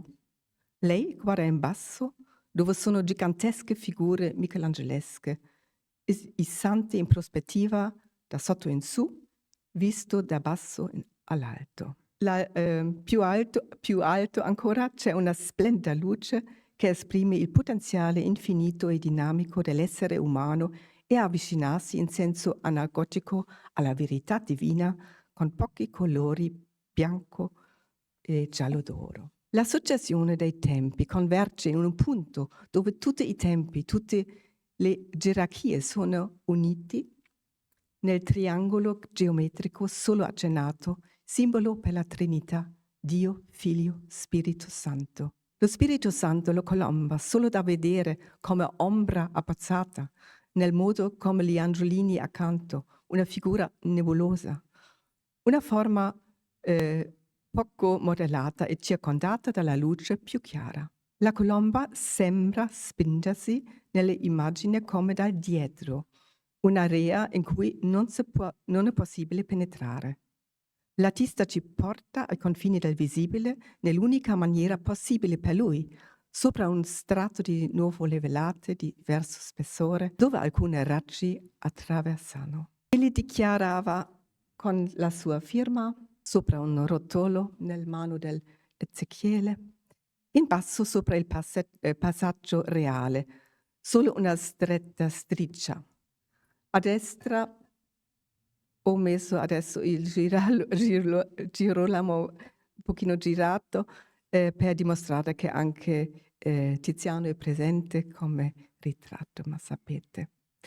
E comincio con terzo e l'ultimo esempio. Nella scena mitologica dedicata a Filippo, Venere e Adona a Prado, che abbiamo oggi visto tante volte, più o meno dello stesso periodo, vediamo nella parte superiore qualcosa stupendo. Tiziano segna qui decisamente la sua maniera creativa e per quello prendeva un piccolo schizzo, una figura nel cielo, solo come contorno in colore rosso terra. Abbiamo già sentito della situazione della Venere nel cielo e la problematica dell'iconografia.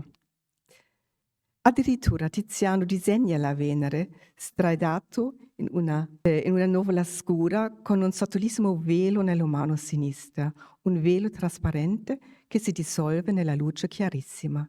Si potrebbe persino interpretare come un simbolo, un emblema proprio per la sua maniera di creare, un schizzo aggiunto all'ultimo momento, perché non era ancora delineato, come vediamo nell'X-ray.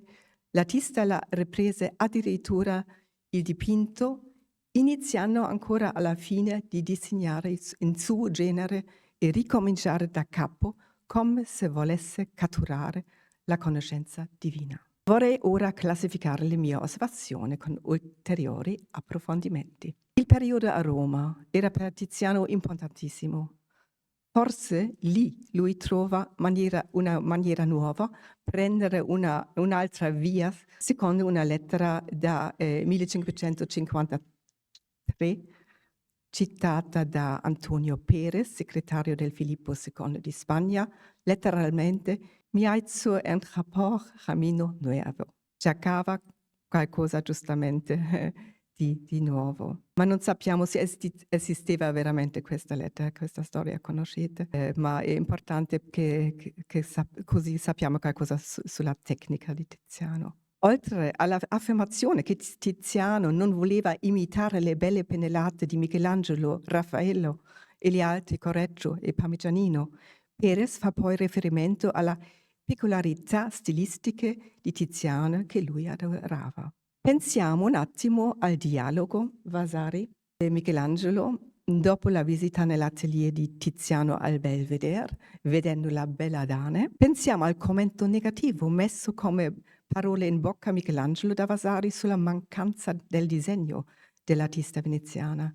Sicuramente una risposta alla critica di Dolce verso Michelangelo. In questo contesto è importante di pensarci che Vasari stesso afferma che disegno nasce nel processo mentale come concetto, poi realizzato con le mani. Invece non dimenticare il concetto platonico del disegno interno da Federico Zuccari, soprattutto in questo luogo qui. Per lui la creatività artistica è strettamente legata al concetto di disegno in espressione della ricchezza creativa e intellettuale. Si trattava a Roma di molto di più che un semplice dibattito tra disegnare e colorire. Era una questione di esistenza e addirittura di sopravvivenza artistica di Tiziano, per trovare il suo posizionamento artistico e superare gli altri artisti.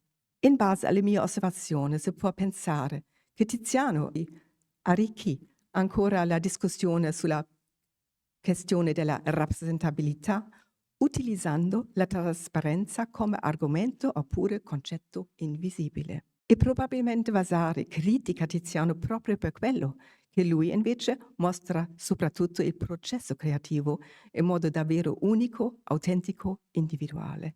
E dal punto di vista odierno, una maniera evanescente, molto moderno. Oggi si potrebbe forse pensare a un artista come Gerhard Richter, che ha fatto queste rielaborazioni della Annunciazione a San Rocco di Tiziano negli anni 70 che abbiamo visto 6 anni fa a Mantova. Per comprendere meglio l'idea di sperimentazione dell'estetica pittorica da Tiziano vorrei dare alla fine solo un piccolo indicazione sul 400. La complessità del soggetto non può essere solo accennato in questa forma abbreviata. L'idea filosofica alla base di questo metodo è stata espressa come concetto simile già dal cardinale, teologo, filosofo Niklaus van Coes, noto come Niccolò Cusano.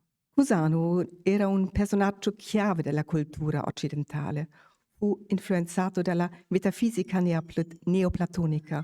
Lui era stretto amico del famoso cardinale Bessarione, che aveva un importantissimo significato per la cultura veneziana. Cusano scriveva la seguente frase nel dialogo tra le due persone, un artigiano e un studioso. Cusano le chiamava un idiota, un oratore, sul campo di Roma da qualche parte. Summa sapienza et ries quomodo in similitudine iam dicta, attingitur in attingibile, in attingibiliter. La massima saggezza consiste nel sapere che l'irraggiungibile si raggiunge proprio nella sua irraggiungibilità. Forse è solo una coincidenza, ma Tiziano mostra i limiti della rappresentabilità nell'inattingibile, con i mezzi alla sua disposizione. Habt ihr das gar nicht gesehen? Ich habe das. Mi scuso, il citato non ho fatto. Ho letto.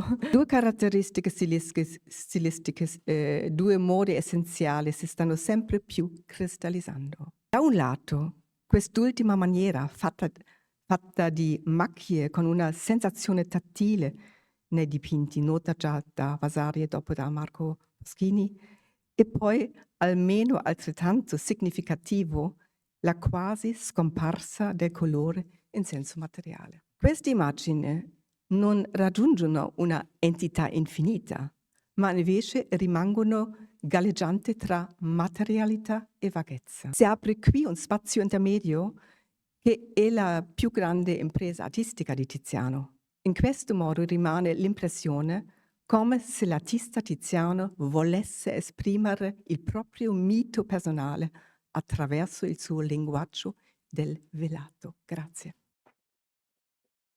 Grazie a Claudia e come vedete ho commesso un errore tentando di interpretare il suo pensiero senza conoscerlo. Bene, lascio adesso subito la parola a Fabrizio Biferali, scusate, che come sapete sta alla Galleria Vaticana, che ci parlerà di un quadro che è proprio nella Galleria Vaticana. Passo avanti. Torna indietro. Eccoci. Grazie a Claudia Biagini per l'invito, Claudio Strinati, a Mauro Lucco per la presentazione. Ci siamo visti ieri a Musei Vaticani per un'anteprima di un'opera che sta realizzando. Insomma, abbiamo visto insieme un quadro molto interessante di un artista che sicuramente ebbe modo di conoscere e frequentare Tiziano, Marco Basaiti. Io vi parlerò di un dipinto che è conservato nella Pinacoteca Vaticana, è un ritratto di un doge non particolarmente noto tra i ritratti di Tiziano, un'opera che ha dal punto di vista della cronologia per certi versi un contatto con il soggiorno romano, perché io l'ho dato alla metà degli anni 40 o poco dopo, quindi all'inizio del dogato di Francesco Donà. Adesso vi racconterò appunto in breve la storia di questo dipinto e anche il motivo, secondo me, per il quale a Tiziano viene commissionato questo dipinto di un doge che di fatto era morto alla fine del 400. Conservato a inizio Ottocento nella collezione del conte Ulisse Aldovrandi, dilettante di pittura e membro della Pontificia Accademia di Belle Arti di Bologna, il ritratto del doge Niccolò Marcello di Tiziano della Pinacoteca Vaticana, un olio su tela di medie dimensioni con cornice dorata, fu acquistato per le raccolte pontificie da Leone XII, in carica tra il 1823 e il 1829. Dopo essere stato esposto nel corso dell'Ottocento presso le pinacoteche di Gregorio XVI e di Pio IX, il dipinto sarebbe poi approdato nel 1908 alla Pinacoteca di San Pio X e allestito, insieme con opere di Giovanni Bellini, Carlo Crivelli, Paolo Veronese e Bonifacio De Pitati, giungendo quindi nella nuova Pinacoteca Vaticana di Papa Pio XI, progettata da Luca Beltrami e inaugurata nel 1932 in seguito ai trattati lateranensi che comportarono un rimaneggiamento completo dei musei, dalla Pinacoteca appunto progettata da Beltrami, senatore Beltrami e architetto, fino all'ingresso monumentale, alla scala elicoidale di Giuseppe Momo e tutta una serie di interventi che resero i Musei Vaticani un museo moderno a tutti gli effetti. L'opera è attualmente visibile nella sala 10, in cui è appesa dal 1989 sulla parete di sinistra per chi entra, insieme con un altro dipinto di Tiziano, la monumentale pala d'altare già in San Nicolò ai Frari a Venezia, con un ritratto dell'olandese Antonis More e 2 quadri del Veronese, uno dei quali è La visione di Sant'Elena, recentemente rientrato dalla mostra al Prado sul Veronese. Tra l'altro lancio qui un'idea, diciamo un po' riagganciandomi a quello che ha fatto Maria Giovanna Sarti ieri alla Galleria Borghese, diciamo vi invito i convegnisti a venire in Pinacoteca a vedere i 2 dipinti di Tiziano, quindi chiedo poi a Claudia eventualmente di scrivere una mail appunto a chi ha partecipato al convegno e mi farebbe piacere, ecco, da qui a novembre se possibile portarvi in Pinacoteca e farvi vedere i 2 dipinti di Tiziano, appunto la pala di San Nicolò ai Frari e il ritratto di Niccolò Marcello.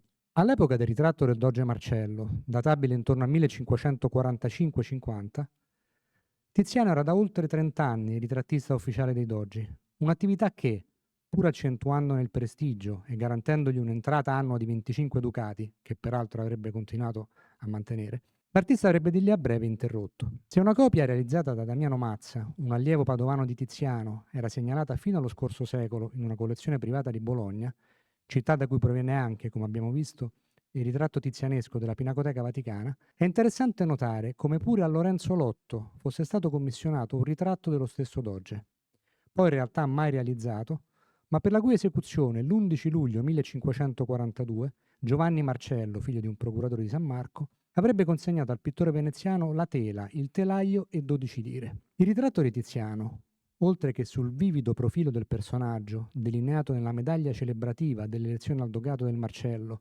coniata da Girolamo Todeschini, è esemplato su 2 importanti modelli pittorici e scultorei tardo quattrocenteschi di Gentile Bellini, conosciamo un'opera che deriva dall'originale perduto di Gentile Bellini, e di Pietro Lombardo, autore quest'ultimo del monumento funebre del doge, che, collocato inizialmente nella sua parrocchia di Santa Marina, fu poi trasferito nel 1818, dopo la sconsacrazione della chiesa in cui era posto in origine, nella grandiosa Basilica Domenicana dei Santi Giovanni e Paolo. La cronologia dell'opera la associa al dogato di Francesco Donà, in carica dal 1545 al 53, che avrebbe prestato i suoi tratti somatici al San Giovanni Elemosinario di Tiziano sull'altar maggiore dell'omonima chiesa veneziana a Rialto. Databile alla fine degli anni 40, quando nella città lagunare dilagava la carestia, l'opera di Tiziano, appunto, si inserisce nel dibattito veneziano sull'assistenza pubblica ai poveri, al pari della pala con l'elemosina di Sant'Antonino, dipinta nel 1542 da Lotto per i Santi Giovanni e Paolo.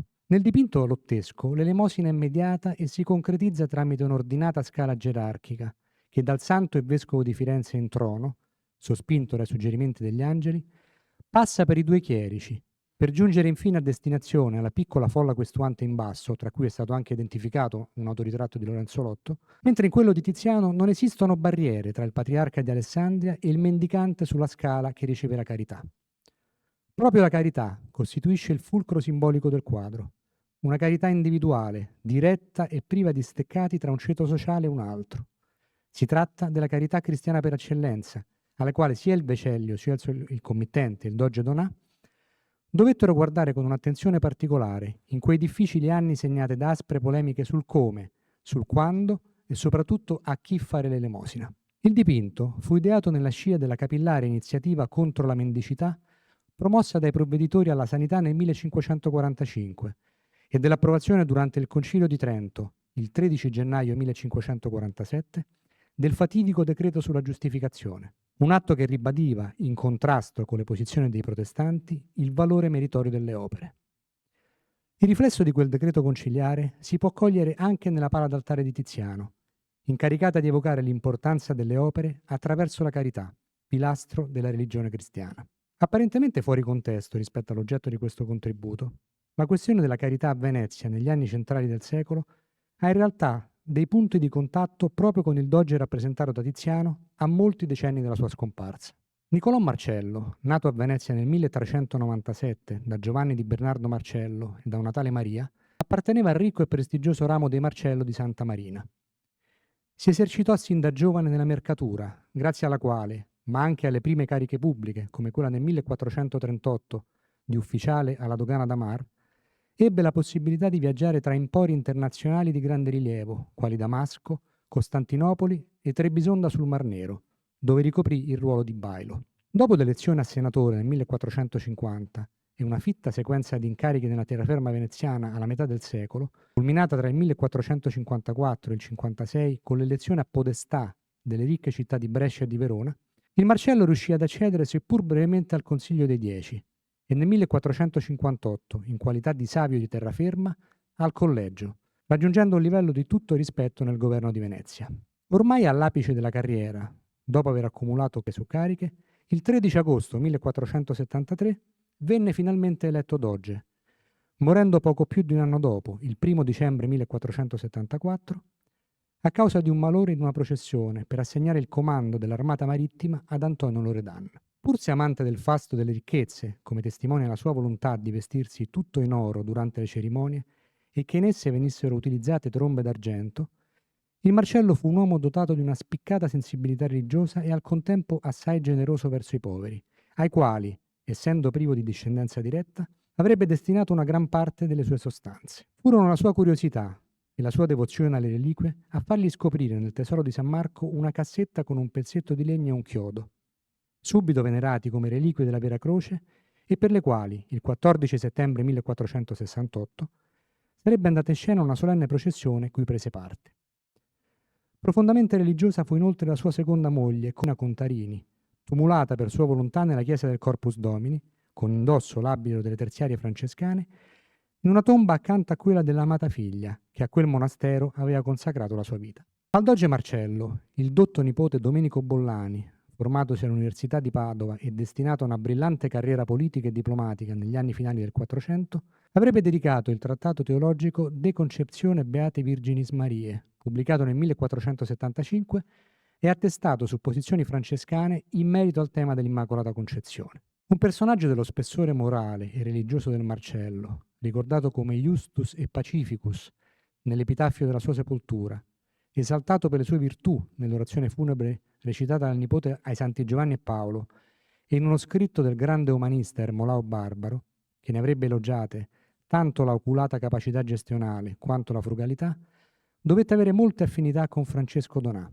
durante il cui dogato venne eseguito il ritratto dei Musei Vaticani. Da par suo, il Vecellio ha saputo restituire in questo dipinto sia la magnificenza del personaggio, la cui preziosa veste la cerimonia solenne in broccato dorato, con bottoni anch'essi dorati, detti campanoni, ne riecheggia la passione per gli abiti sontuosi e per l'Oriente, sia la sua umanità, alla quale allude il gesto retorico della mano destra protesa verso un ideale interlocutore, che dobbiamo provare a immaginare in piedi al suo cospetto durante un incontro privato. Pur se rappresentato arcaicamente di profilo e in una posa piuttosto rigida, dovuta al fatto che Tiziano si era basato su medaglie e su modelli in pittura e scultura di quasi un secolo precedenti, il doge Niccolò Marcello della Pinacoteca Vaticana appare intriso di un anelito di vita a stento trattenuto, che è tipico della produzione ritrattistica del maestro Cadorino. Certo, non ci troviamo di fronte ai ritratti parlanti come i due celeberrimi Andrea Gritti e Francesco Venier, il secondo dei quali, eseguito nel 1555, costituisce l'ultimo ritratto di Doge dipinto dal Vecellio.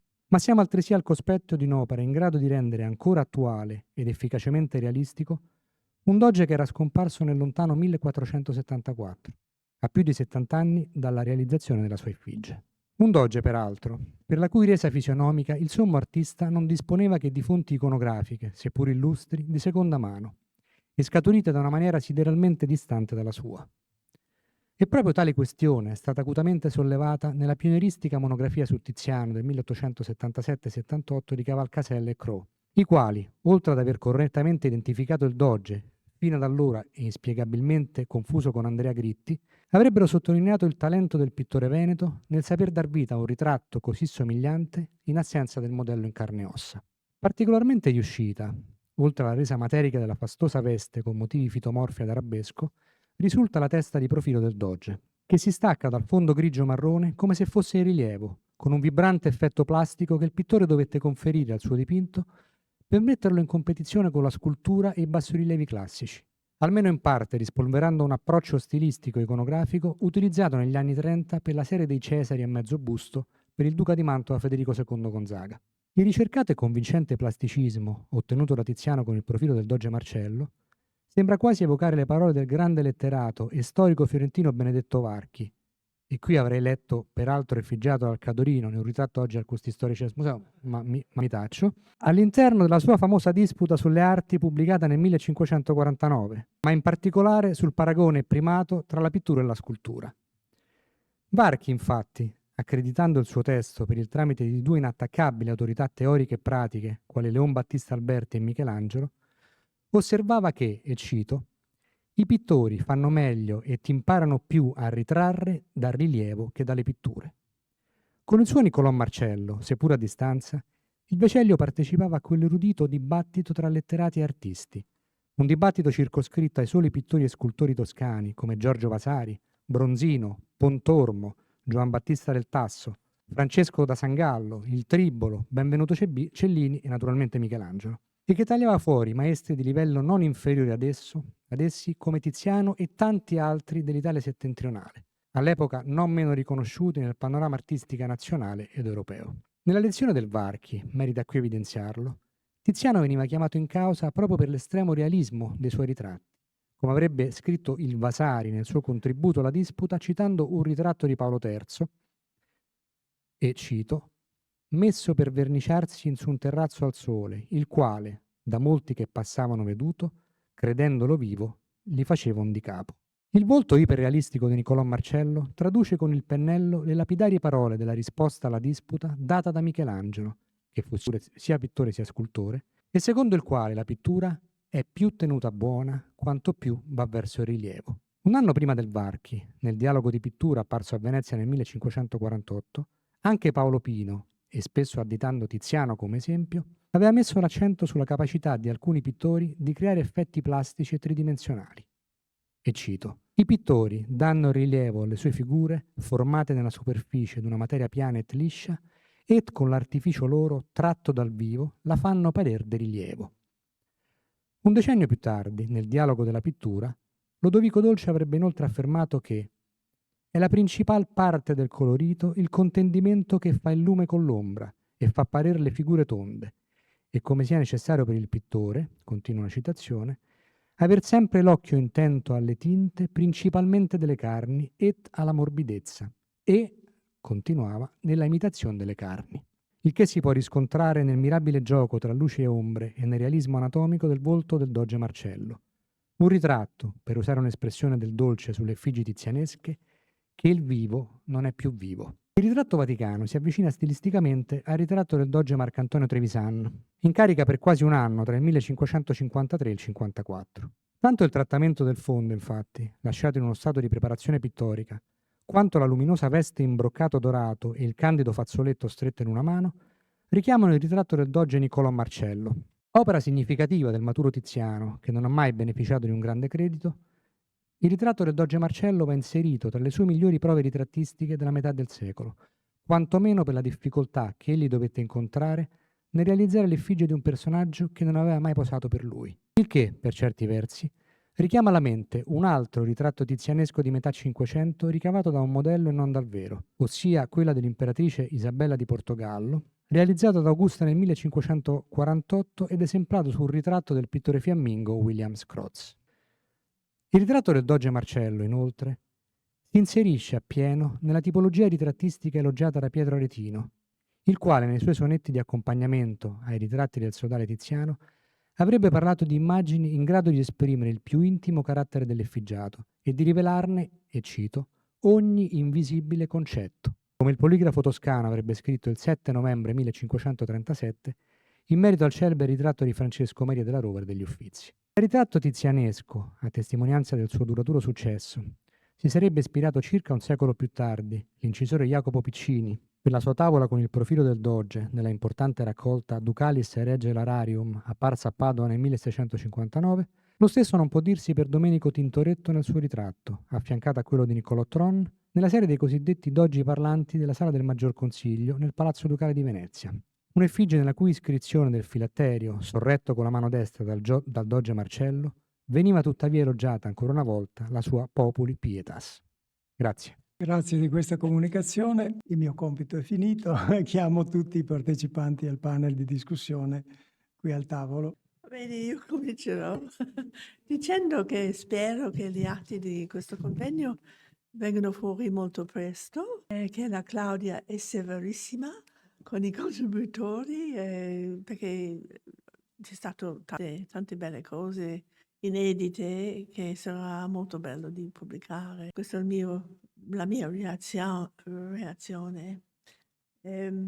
Sì, anche la mia reazione è che sia un tema molto importante perché effettivamente l'interpretazione dominante, che tutto sommato era anche la mia, è quella di Charles Hope che hai menzionato, cioè di un Tiziano molto refrattario, no? E già non solo affermato, ma insomma senza effettivo bisogno poi di affermarsi a Roma e senza aver mai visto Roma così come invece la vedevano i toscani, Vasari per primo, insomma, che aveva Vasari sarebbe stato romano se le cose fossero andate diversamente. Il suo desiderio era affermarsi alla corte papale perché rimaneva questo mito della Roma leonina che tanti come Vasari dopo il sacco di Roma insomma avevano assorbito, ma questo non è il caso di Tiziano. E poi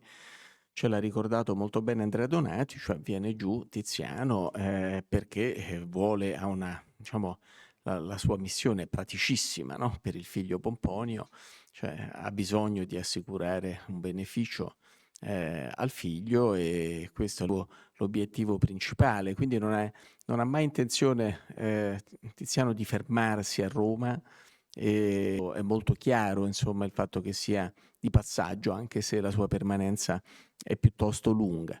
Ma ciò non vuol dire, ecco, da questo non si può dedurre automaticamente che Roma non abbia avuto un'importanza fondamentale per la pittura di Tiziano. E non solo sono convinto del fatto che Tiziano sia stato chiamato a riflettere nuovamente, insomma, sulle ragioni, sui fondamenti della pittura veneziana, ma ha anche assorbito che diciamo, a Roma e solo a Roma si poteva assorbire. Alcune cose le dice nelle lettere riguardano l'antico principalmente, i modelli, la statuaria. Già qui si vede la proiezione di Tiziano appunto tutta imperiale, tutta europea. Dice a Carlo V: io adesso posso fare anche di meglio di quello che ho fatto finora perché ho visto le statue antiche, ho intenzione di usare questa nuova conoscenza nella mia pittura. Ma oltre a questo io ho trovato molto interessanti alcune relazioni, tra cui la relazione di Reumann su una diciamo, ricezione profonda da parte di Tiziano della pittura di Raffaello, cioè effettivamente queste visite che Tiziano fece per Roma con la guida di Vasari spesso anche probabilmente accompagnato dai grandi, anche da Michelangelo, con sempre Vasari un po' come accompagnatore, visite alla Farnesina siano state fondamentali. Vasari ci racconta che Tiziano rimase esterrefatto di fronte all'impianto illusionistico delle pitture di Peruzzi alla Farnesina, no? Cioè in linea con questo ritratto di Tiziano come diciamo così, naturalista radicale, no? In una Roma manierista. La sala delle prospettive gli sembrò insomma qualcosa di straordinario, ma probabilmente ancora di più. Dovette rimanere impressionato e soprattutto studiare la loggia di Psiche, la Galatea e gli altri capolavori.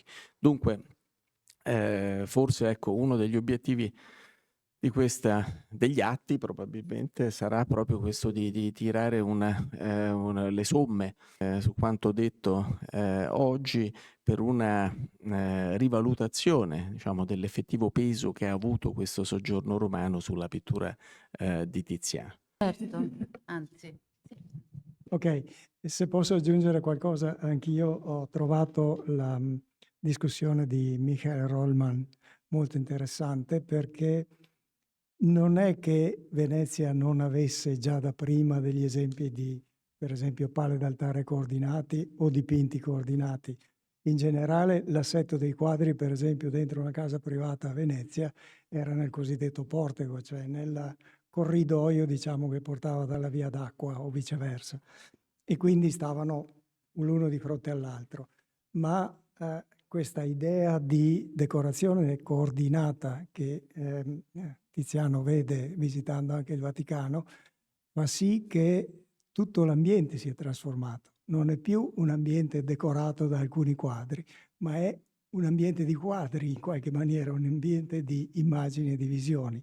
E questo è effettivamente uno dei punti salienti, secondo me, dell'eredità che acquisisce stando a Roma. Sì, magari approfittiamo anche del fatto che insomma è aperta la discussione, cioè che noi siamo qui, ma magari c'è qualcuno che vuole anche su questi temi che sono stati appena sollevati o in generale, no? Sì. In tante relazioni c'erano i ritratti che sono poco studiati e poco capito, come l'ultimo per esempio. Anche l'esempio di Melvin, che è un bellissimo ritratto e potrebbe essere degli anni del tempo a Roma, non è molto discusso. Il vecchio catalogo di Wevi non è male, ma è molto fuori data in questo punto. C'è qualche programma italiano di avere un catalogo ragionato online di Tiziano, può darsi della Borghese, ma dell'Istituto a Cadore, non lo so. Ma sarebbe una bella idea, perché anche con tutta la nuova informazione scientifica delle analisi delle pitture, ma nella relazione di Matthias Vivo ha fatto vedere dei disegni sottostanti di gran bellezza, sì, e anche cose sconosciute. Non c'è nessun programma? Se io fossi italiana lo farò, ma si può ha fare. bisogno di un istituto di qualche tipo, per esempio, sì, anche, ma è un bel progetto per un'università. Perché no?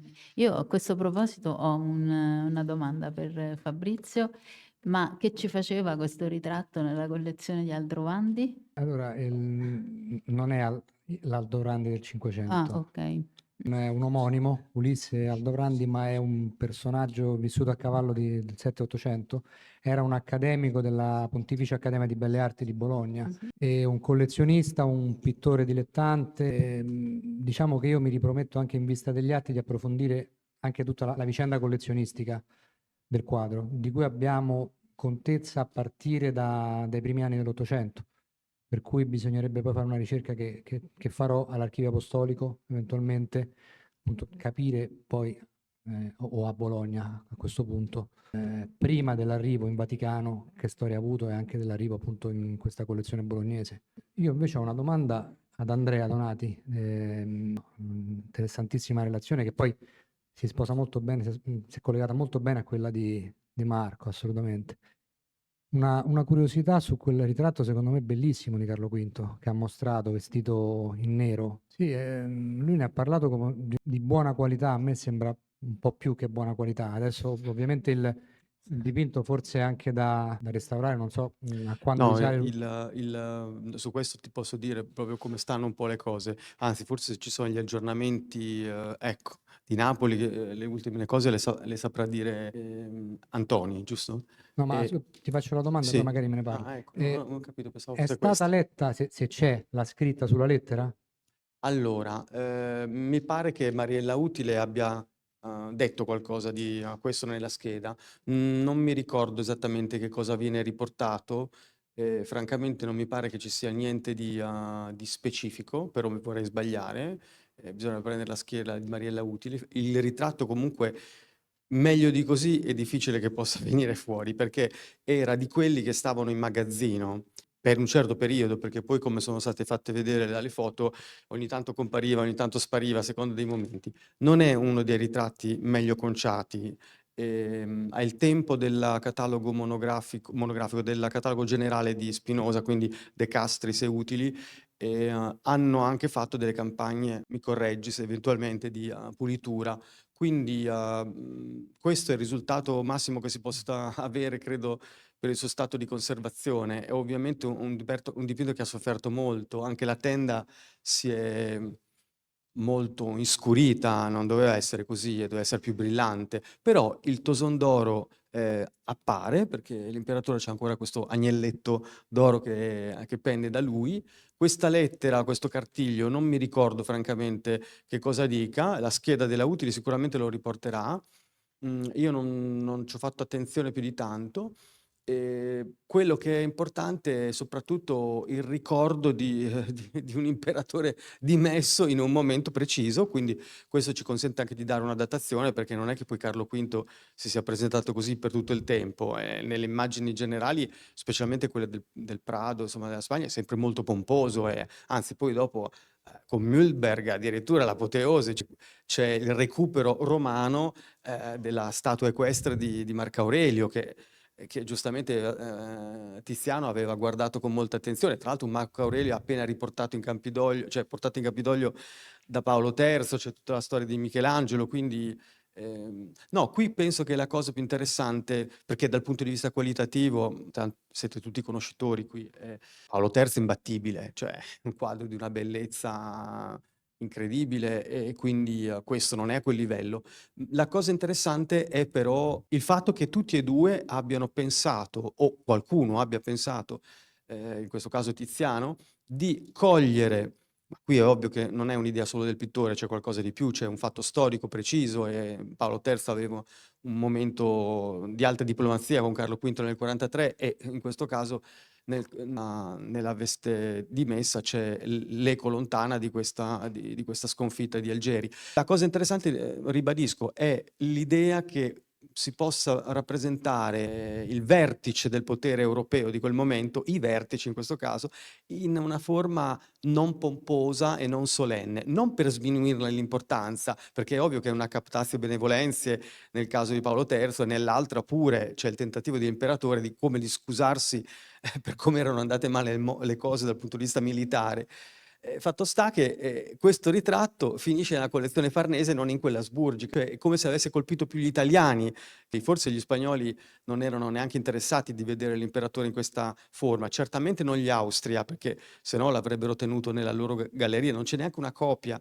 Se pensiamo a tutte le copie che hanno fatto Sanchez Coelho su fino al 600, è strano che manchi proprio una versione, anche la più becera, perlomeno a me non risulta, in Spagna. Quindi trovo che è singolare che proprio nella collezione Farnese si sia fissata la memoria di episodi storici molto precisi, quali quelli del 44, in date che sono cruciali per i rapporti di Tiziano con i Farnese, perché poi sono rapporti che oggi abbiamo solo accennato nella fase romana, ma vanno avanti, perché ne abbiamo parlato a Venezia con Salvatore Re proprio questi giorni, in un'altra occasione pubblica, e c'è la Maddalena in pieno pontificato Ghislieri, Pio V, cioè quindi l'austerity, e lui manda ad Alessandro Farnese, cioè lui, il nostro Tiziano, manda l'ennesima versione della Maddalena, certo copre tutte e due i poeseni, però sempre bella e rugiadosa, era, dicevano le fonti autentiche del momento. Quindi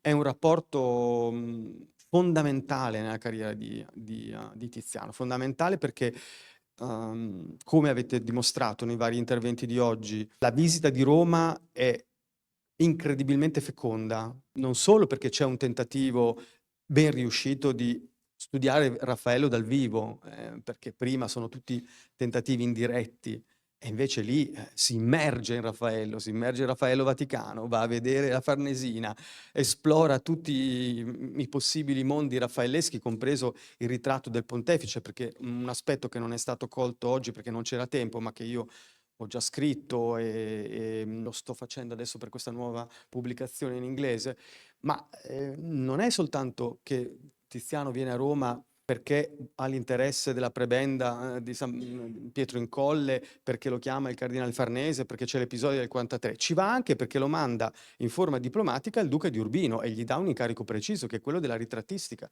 Vuole le copie dei pontefici della Rovere, viene fuori Giulio II e prima ancora Sisto IV, che si trovano a Pitti oggi e che sono eseguiti contestualmente alle opere farnesiane, il che potrebbe eventualmente spiegare anche il tentativo di recupero di Marcello che tu, Fabrizio, hai presentato per ultimo oggi. Quindi lo manda in missione diplomatica, gli dà una cavalcatura regale da ambasciatore per accompagnarlo a Roma. Quindi non è che viene ricevuto così. Ricordiamo l'episodio, nel 46 gli viene conferita la cittadinanza onoraria in Campidoglio, guarda caso, insieme a Jacopino del Conte, il che ci consente di datare almeno anticipatamente il ritratto che vi ho mostrato prima, quello della ex collezione Barsanti. Cittadinanza in Campidoglio che aveva già ricevuto Michelangelo e che alla fine di quell'anno 46 riceverà Guglielmo della Porta. Quindi c'è tutto uno schema storico, politico, diplomatico, artistico da tenere presente perché non ha passato un giorno in ozio Tiziano a Roma, è andato sicuramente a fare cose di tutti i tipi, tra cui anche partecipare alle cerimonie del pontefice, che sono fondamentali perché abbiamo gli elenchi di quello che succedeva, i diari pontifici, eccetera. Quindi ha colto tutto quello che poteva cogliere e ha maturato tante esperienze che poi lo hanno portato a realizzare le cose che abbiamo visto. Vorrei anche sottolineare almeno due cose che mi hanno colpito, se posso approfittare del microfono, che mi hanno colpito di oggi tra le tante. Quando Marco Ruffini ha presentato stamattina il ritratto, ecco, un lapsus freudiano, il Lecce Homo di Carlo V al Prado, che è su Lavagna. Usiamo questa parola perché veniva da lì poi in Italia, anche se poi è ardesia tecnicamente. Io mi domando da molto tempo se quello non sia il quadro che aveva destinato al Papa, perché Vasari dice che glielo mostra, ma non è detto che gliel'abbia lasciato. E ha una caratteristica, per rimanere su temi che ha affrontato anche Costanza Barbieri stamattina, ha una caratteristica molto veneziana e ovviamente anche molto in competizione con Sebastiano, perché è chiaro che si muovevano sullo stesso terreno, cioè va a usare la tecnica della lavagna che era la sua per eccellenza e lo fa su un tema che era d'obbligo perché glielo chiede il cardinale nipote e che però a un certo punto lui replica, per me è quella la versione, francamente. Come anche volevo fare un piccolo inciso, mi è piaciuto tanto che tu abbia mostrato quel ritratto di Capodimonte di stamane, quello col flauto, che si dice l'autoritratto, perché devi sapere, ma non lo sapevo che era l'oggetto di oggi, che è stato stampato adesso, proprio per quell'articolo di cui mi hai fatto il favore per la foto, un intervento di Giuseppe Bertini che ha scoperto due lettere nella corrispondenza di Ottavio Farnese che parlano di questo quadro e nel tentare di mettere insieme la matassa di quei quadri che si conoscono e che sono stati discussi, e ne ha discusso anche il nostro Mauro Lucco nella mostra memorabile che ha fatto a Roma e a Berlino, ebbene questo quadro di Capodimonte secondo me ha i numeri, come tu hai sottolineato stamattina, per essere considerato buono, e Bertini ha tirato fuori queste due lettere francamente molto interessanti, per cui non ho neanche visto la stampa perché la vedremo a Napoli settimana prossima. quando ci verrà consegnata, però ti volevo dire che mi trovi d'accordo e che c'è comunque questo articolo di Bertini da tenere presente, perché si connette a questo dipinto e dà perlomeno una lettura documentale che ci riporta ad Ottavio Farnese. Quindi insomma questo mi sembrava utile.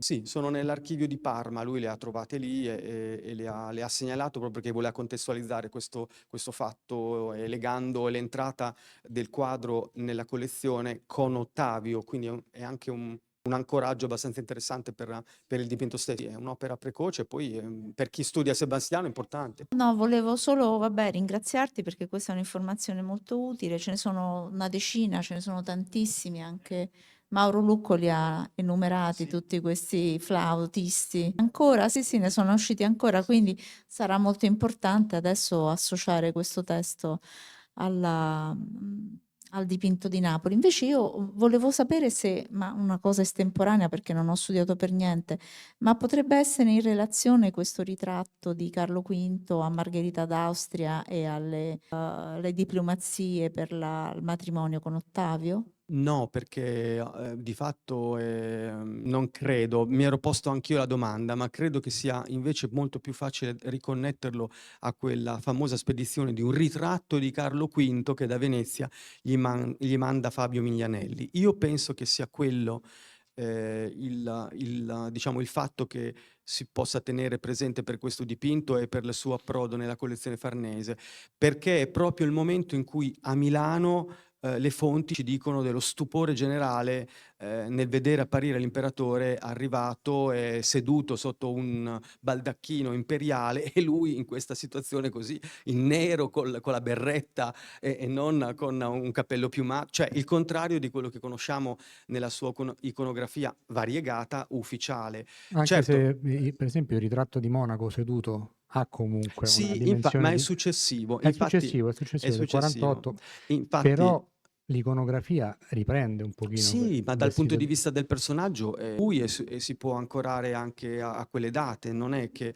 però spiegarsi un abito così in una situazione del genere, per me, io lo vedo spiegabile con quel documento di Miglianelli, anche se non nomina l'autore, però era lì e stava cercando di ascendere la carriera al cardinalato, poi non ci riesce perché ci riesce più tardi.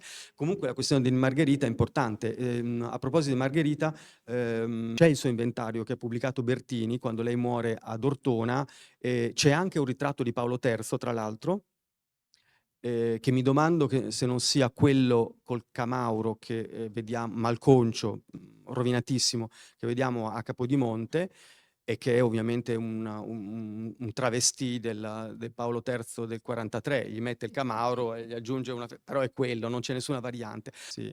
Non ho potuto discutere questa mattina perché non c'era tempo, ma ovviamente bisogna tenere presente che c'è anche la versione a mezzo busto dell'Ermitage, che stava in casa di Tiziano quando muore, quindi fa parte di quel blocco di quadri lì, di cui conosciamo due versioni, di cui una a Vienna, che però non ha notizie prima dell'Ottocento, e l'altra che è venuta fuori grazie a Colnaghi e adesso sta in Portogallo, che tra l'altro è stata esposta in Vaticano proprio a giugno per una occasione, diciamo, mondana.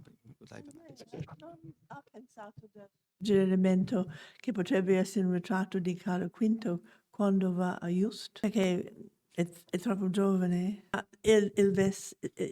La maniera nella quale lui è vestito, l'assenza totale di attributi di imperio. È molto drammatico questo. È molto giovane però pensare È troppo giovane. e poi non si potrebbe spiegare come mai arriva nella collezione Farnese, questo è anche un po' complicato cioè il contesto storico secondo me è quello della fase in cui tra il 43 e il 45 Tiziano entra effettivamente alla corte dei Farnese, viene reputato pittore di corte al pari della corte imperiale, e quindi ha questa doppia funzione di ritrattista del Papa da un lato e di ritrattista dell'imperatore dell'arte, e questo sarebbe, a mio avviso, uno dei primi inserimenti diciamo, nella sua collezione, e anche un modo di mostrare l'effigie dell'imperatore così umiliato al pontefice. Però ovviamente siamo nel campo delle ipotesi e sono tutti quadri che vanno Sì. molto meditati, insomma. Mattias, ho visto che Sorry, I have a comment to this, but I also have a more general comment about Rome. I don't know how best to approach it. I think it's great to see this picture picked up. It's fascinating. The hand, especially when you look at it closely, it looks like a Manet. It's really very beautifully painted. The hand is very beautiful. The head is true. It's a bit schematic. but it's such an expression on the head. Yes. It's so sad. It's a really and I would love to hear if there's more from Naples about technical examination. But to me, this looks like a picture of the 1530s, not the 1540s. And I think the black, he's almost always dressed in black in his portraits. So, and he cultivates this humble appearance, even in the Battle of Mühlberg, equestrian portrait. He tries not to make himself appear too much of a victor, because it's such a delicate political situation that he's in at that point in 1548. In the black, there's the Munich portrait by Titian and assistants, where he's sitting in a chair with a garden in the back. There is the lost picture copied by Rubens, where he's with the Empress. He's in black. There are some of the northern portraits of it where he's in black. I don't know whether, of course, the Farnese provenance would have to be explained, but I think it looks earlier. He also looks younger. It could be early 30s. Nel mezzo ci sono, hai ragione nel dire questo, perché nel mezzo comunque ci sono dei ritratti perduti. Cioè, questo lo capiamo dalla corrispondenza di Tiziano, anche l'ultima pubblicazione di Charles Hope aiuta, insomma, ad aggiornare un po' le fonti. Ci sono dei quadri perduti che potrebbero, ecco perché io sono felice che voi troviate questo quadro tutti bello, sarà felicissima Mariella Utile a saperlo indirettamente, perché è stata la prima che lo ha rimesso fuori dalla naftalina. Però potrebbe anche essere, e secondo me è, una copia di un'altra versione, perché questo adesso non c'è tempo di spiegare queste cose a voce, ma bisogna farlo con le varie note, eccetera, e lo faccio, anzi l'ho già fatto e sarà reso noto. Però ci sono degli esemplari perduti e bisogna tenere presente questo per giudicare la differenza anche qualitativa, perché è evidente che c'è una differenza qualitativa nonostante sia... The Pope is one of his greatest portraits. It's one of the greatest portraits of the 16th century. So it's difficult to put anything next to that. Well, so the thing I wanted to say about Rome and the importance, it also comes out of Michael Rollmann's keen observations about Raphael's influence. I think it would be wrong to look at Rome as a turning point in itself. It's like a culmination of something that Titian has been working on for his whole career. He is attentive to Michelangelo from the Scuola del Santo in Padua. He's looking at Michelangelo. He's very attentive to what's happening in Rome. And he's quoting the Sistine Chapel before it's unveiled in 1510, 11. And I think the real point of, we talk about this, having a decoration where the individual images play off each other and correspond to each other. I think that happens for real with Titian and Ferrara. And there, one has to remember there is a very, very significant Central Italian influence from Fra Bartolomeo, from Raphael, from Michelangelo, to the extent that Michelangelo did anything at that point. So he's attentive to those artists, all of those artists, while at the same time, I think he brings a distinctive Venetian horizontal approach to composition in those pictures that comes from Carpaccio and people like that. And Carpaccio has the sense of continuation in the Sant'Orsola cycle and so on. So I think it is a marriage of Venetian and Central Italian principles that you see in Ferrara and that he continues with. So it is really an ongoing thing for Titian. Then there's a whole thing with Michelangelo, which will be too long to get into now. But what I wanted to, through the 30s, but when he gets to Rome, I think he is narratively, and this is maybe overstating it, but I think narratively his paintings have stagnated a bit. In the 1540s, he does the very impressive but also very external altarpiece in Milan, the Crowning with Thorns. That's one of his major pictures in the 40s in terms of narrative pictures. But mostly he does portraits, like some of his best portraits of his career, but he does not do these great pictures. And I think when he gets to Rome and he has to work through that influence, and you get the Furias, you get the the Santo Spirito and Isola pictures in the late 40s, which are very Michelangelo-esque. They also have Raphael and all kinds of other things, and they have the classical antiquity, but it takes him some years to work through this. And when he then gets to do the Poesia and work for Philip, he has internalized it somehow into his work. I think Pallochini's expression of a Mannerist crisis, the crisi manneristica, is of course overstated, and he also talks about the 30s there, but there is something to it. I don't think it should be completely thrown on the trash heap, that has difficulty with narrative paintings in the 1540s. It's not that he's not, obviously he's a great painter and whatever he can do, but like the human interest of his pictures, of his narrative, not his portraits, his narrative pictures in the 40s is lower. The Ecce Homo in Vienna, also, it's like a strangely dead picture for Titian. I think he's working through something in that period. If you have a commission, maybe you have an occasion to do a composition in some way. I think that it depends also of the biography, of the time, of the occasions that he had. In that moment, he had many occasions for the portraits, or for altarpiece. We have also to think that in this Roman period, he was thinking also at the St. Lawrence, which is very, very, as masterpiece and very thought for many years, and based on the church of San Lorenzo Miranda, who he visited in Rome. So, vorrei, se è possibile, tentare di rispondere un po' alla cosa che ha sollevato Andrea. Mi sembra che pure anche Fabrizio sia un po' di questa idea. Cioè, è possibile che l'Ecce Homo del Prado sia l'Ecce Homo originalmente per Paolo III? E la domanda me la so posta. E direi che anche propende a favore di questa ipotesi il fatto che negli inventari farnesi non c'è un Ecce Homo di Lavagna. E insomma, ricordo quello del 1644 ed altro, ma insomma comunque è stato facile capire che non c'è. Poi non so la documentazione vaticana cosa può dirci. E questo, insomma, avevo anche pensato di porre almeno la domanda, no? È possibile allora che l'Ecce Homo del Prado sia effettivamente quello originalmente pensato per Paolo III? Però poi, contrariamente, questa però sarebbe stata l'unico fondamento di questa ipotesi, cioè mancanza di documentazione e evidenza materiale di questo dipinto del Prado.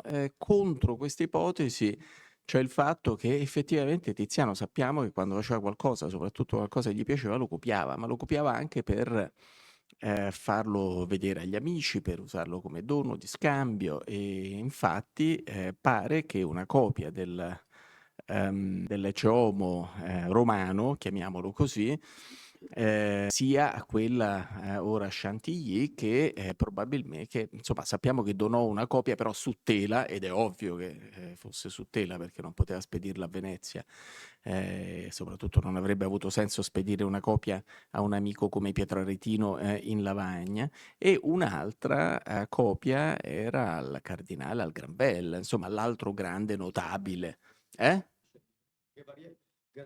Però appunto insomma ci sono coppie, e quindi il quadro ha successo, e se ha successo a Roma, e siccome Tiziano pensa sempre comunque all'imperatore, mi sembra verosimile che abbia pensato di farne un'altra per Carlo V.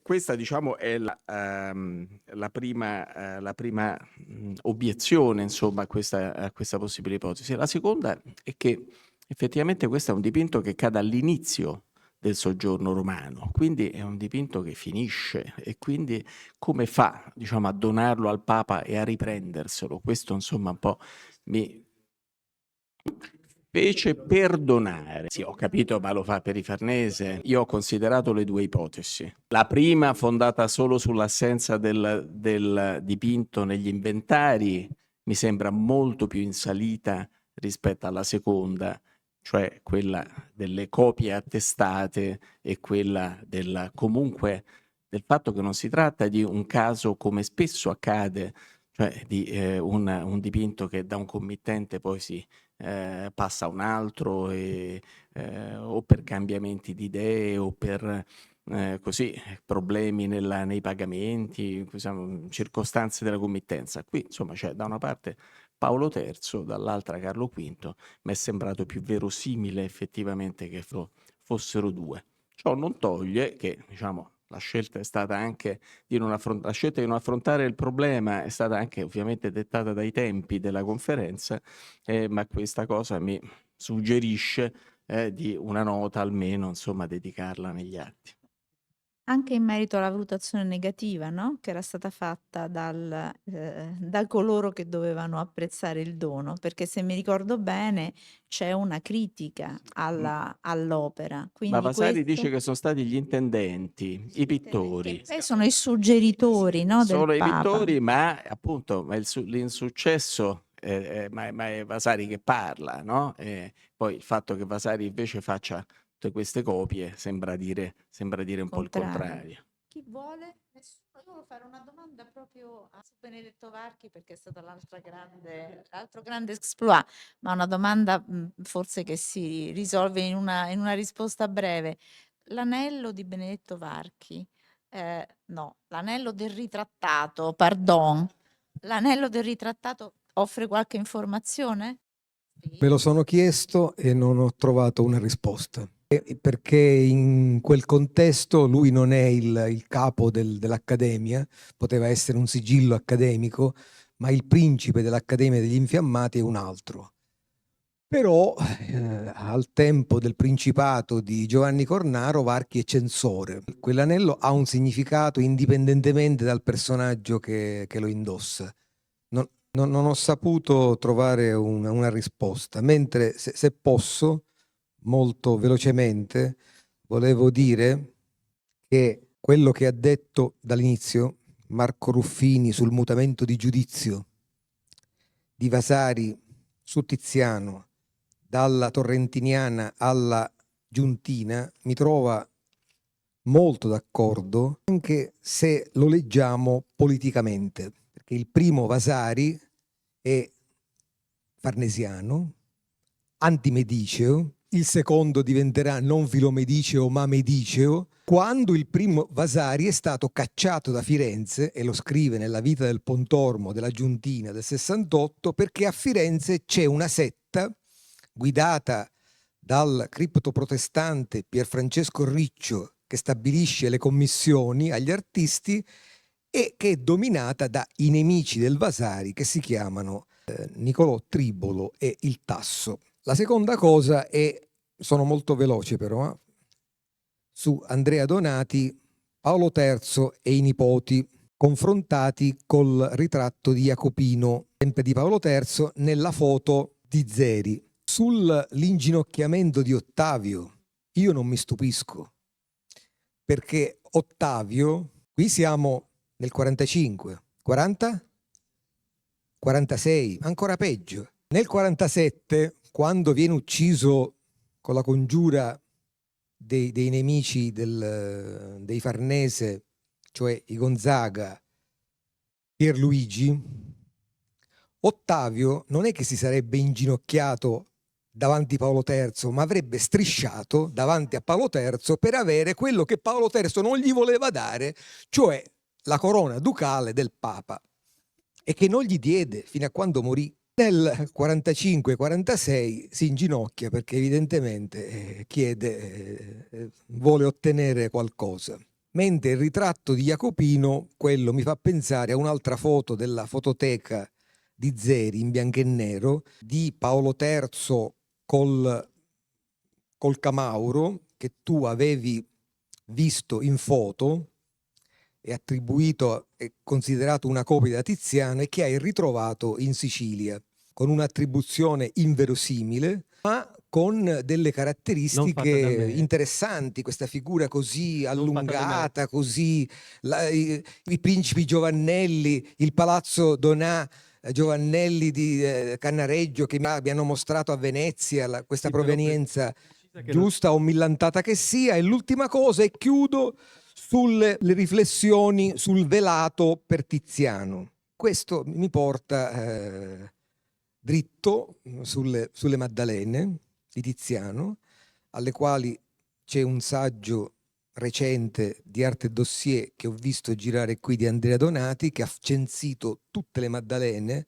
ma non in base alla misura, in base ai contenuti, alla storia di questi dipinti, i possessori, le copie, eccetera, e che ha intitolato Nude, le Maddalene, nude o vestite. Io le ho intitolate Nude o velate, o meglio ancora svestite, perché la Maddalena di Tiziano nella versione anni 60, appena coperta da un velo, ha un contenuto e una valenza fortemente erotica, altrettanto erotica della prima, incontenibile, che nessun accorgimento, nessuna concessione alla Controriforma trionfante può levargli, perché Tiziano non è l'otto, come giustamente ha notato Fabrizio Viferali, che aveva una coda di paglia lunga 1 chilometro e doveva per forza alla fine della vita rifugiarsi nella Casa Santa di Loreto per salvare la pelle.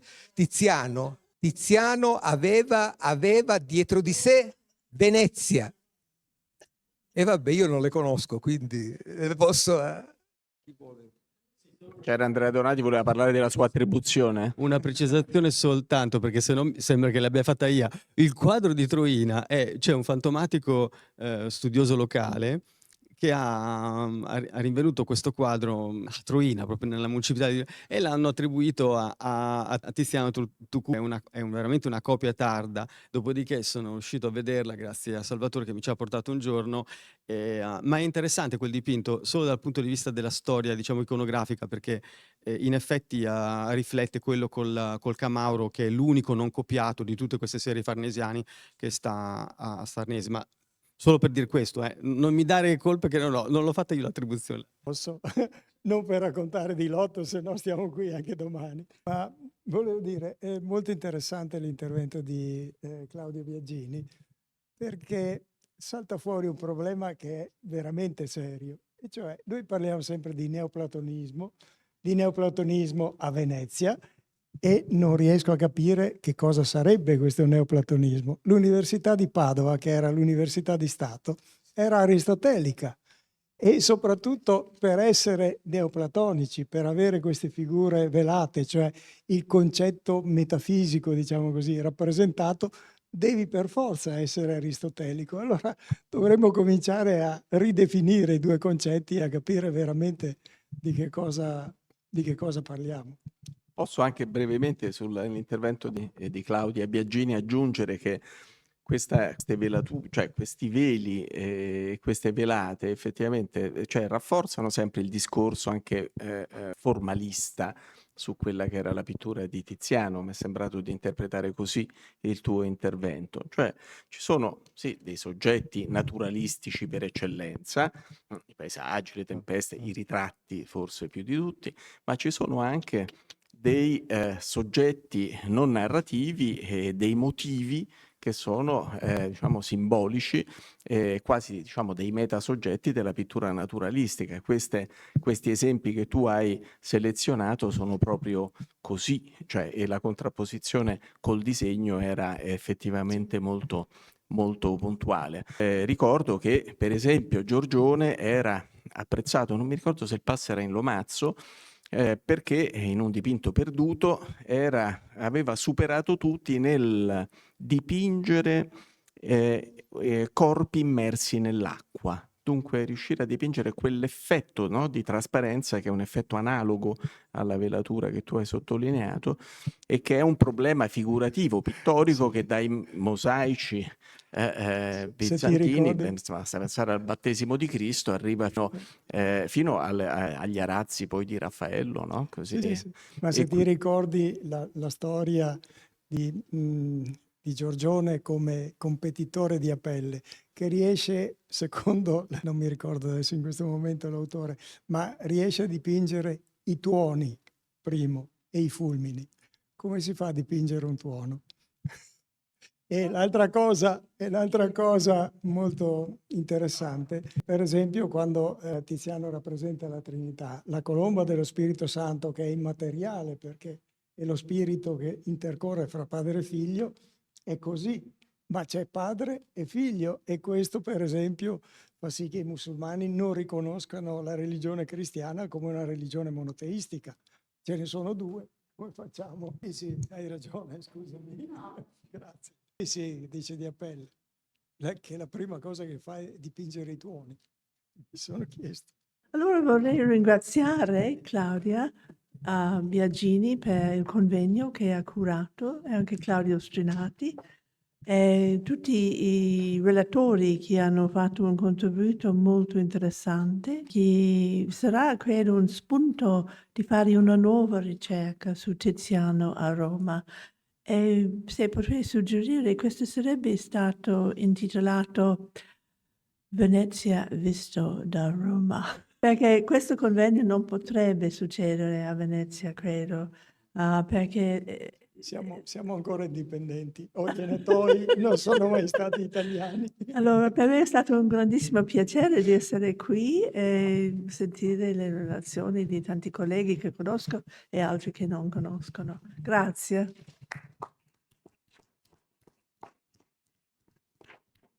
Alla fine, come all'inizio vengo io, vorrei alla fine ringraziare tutti che hanno fatto con interessantissimi contributi, come abbiamo visto anche nella discussione, le sue facce di Tiziano. Ciascuno ha il suo Tiziano impressione e questo prendiamo con noi, spero. Sì, vorrei ringraziare il comitato scientifico che siete voi qui e per tutti che hanno anche fatto questa discussione così vivente, ma mi ha fatto tantissimo piacere sentire voi e anche grazie ancora per il grande viaggio che avete fatto da Copenaghen, Wuppertal e Melbourne, eccezionale anche di Parma. Grazie, no, eccezionale anche i contributi, grazie Mauro e buonasera a tutti.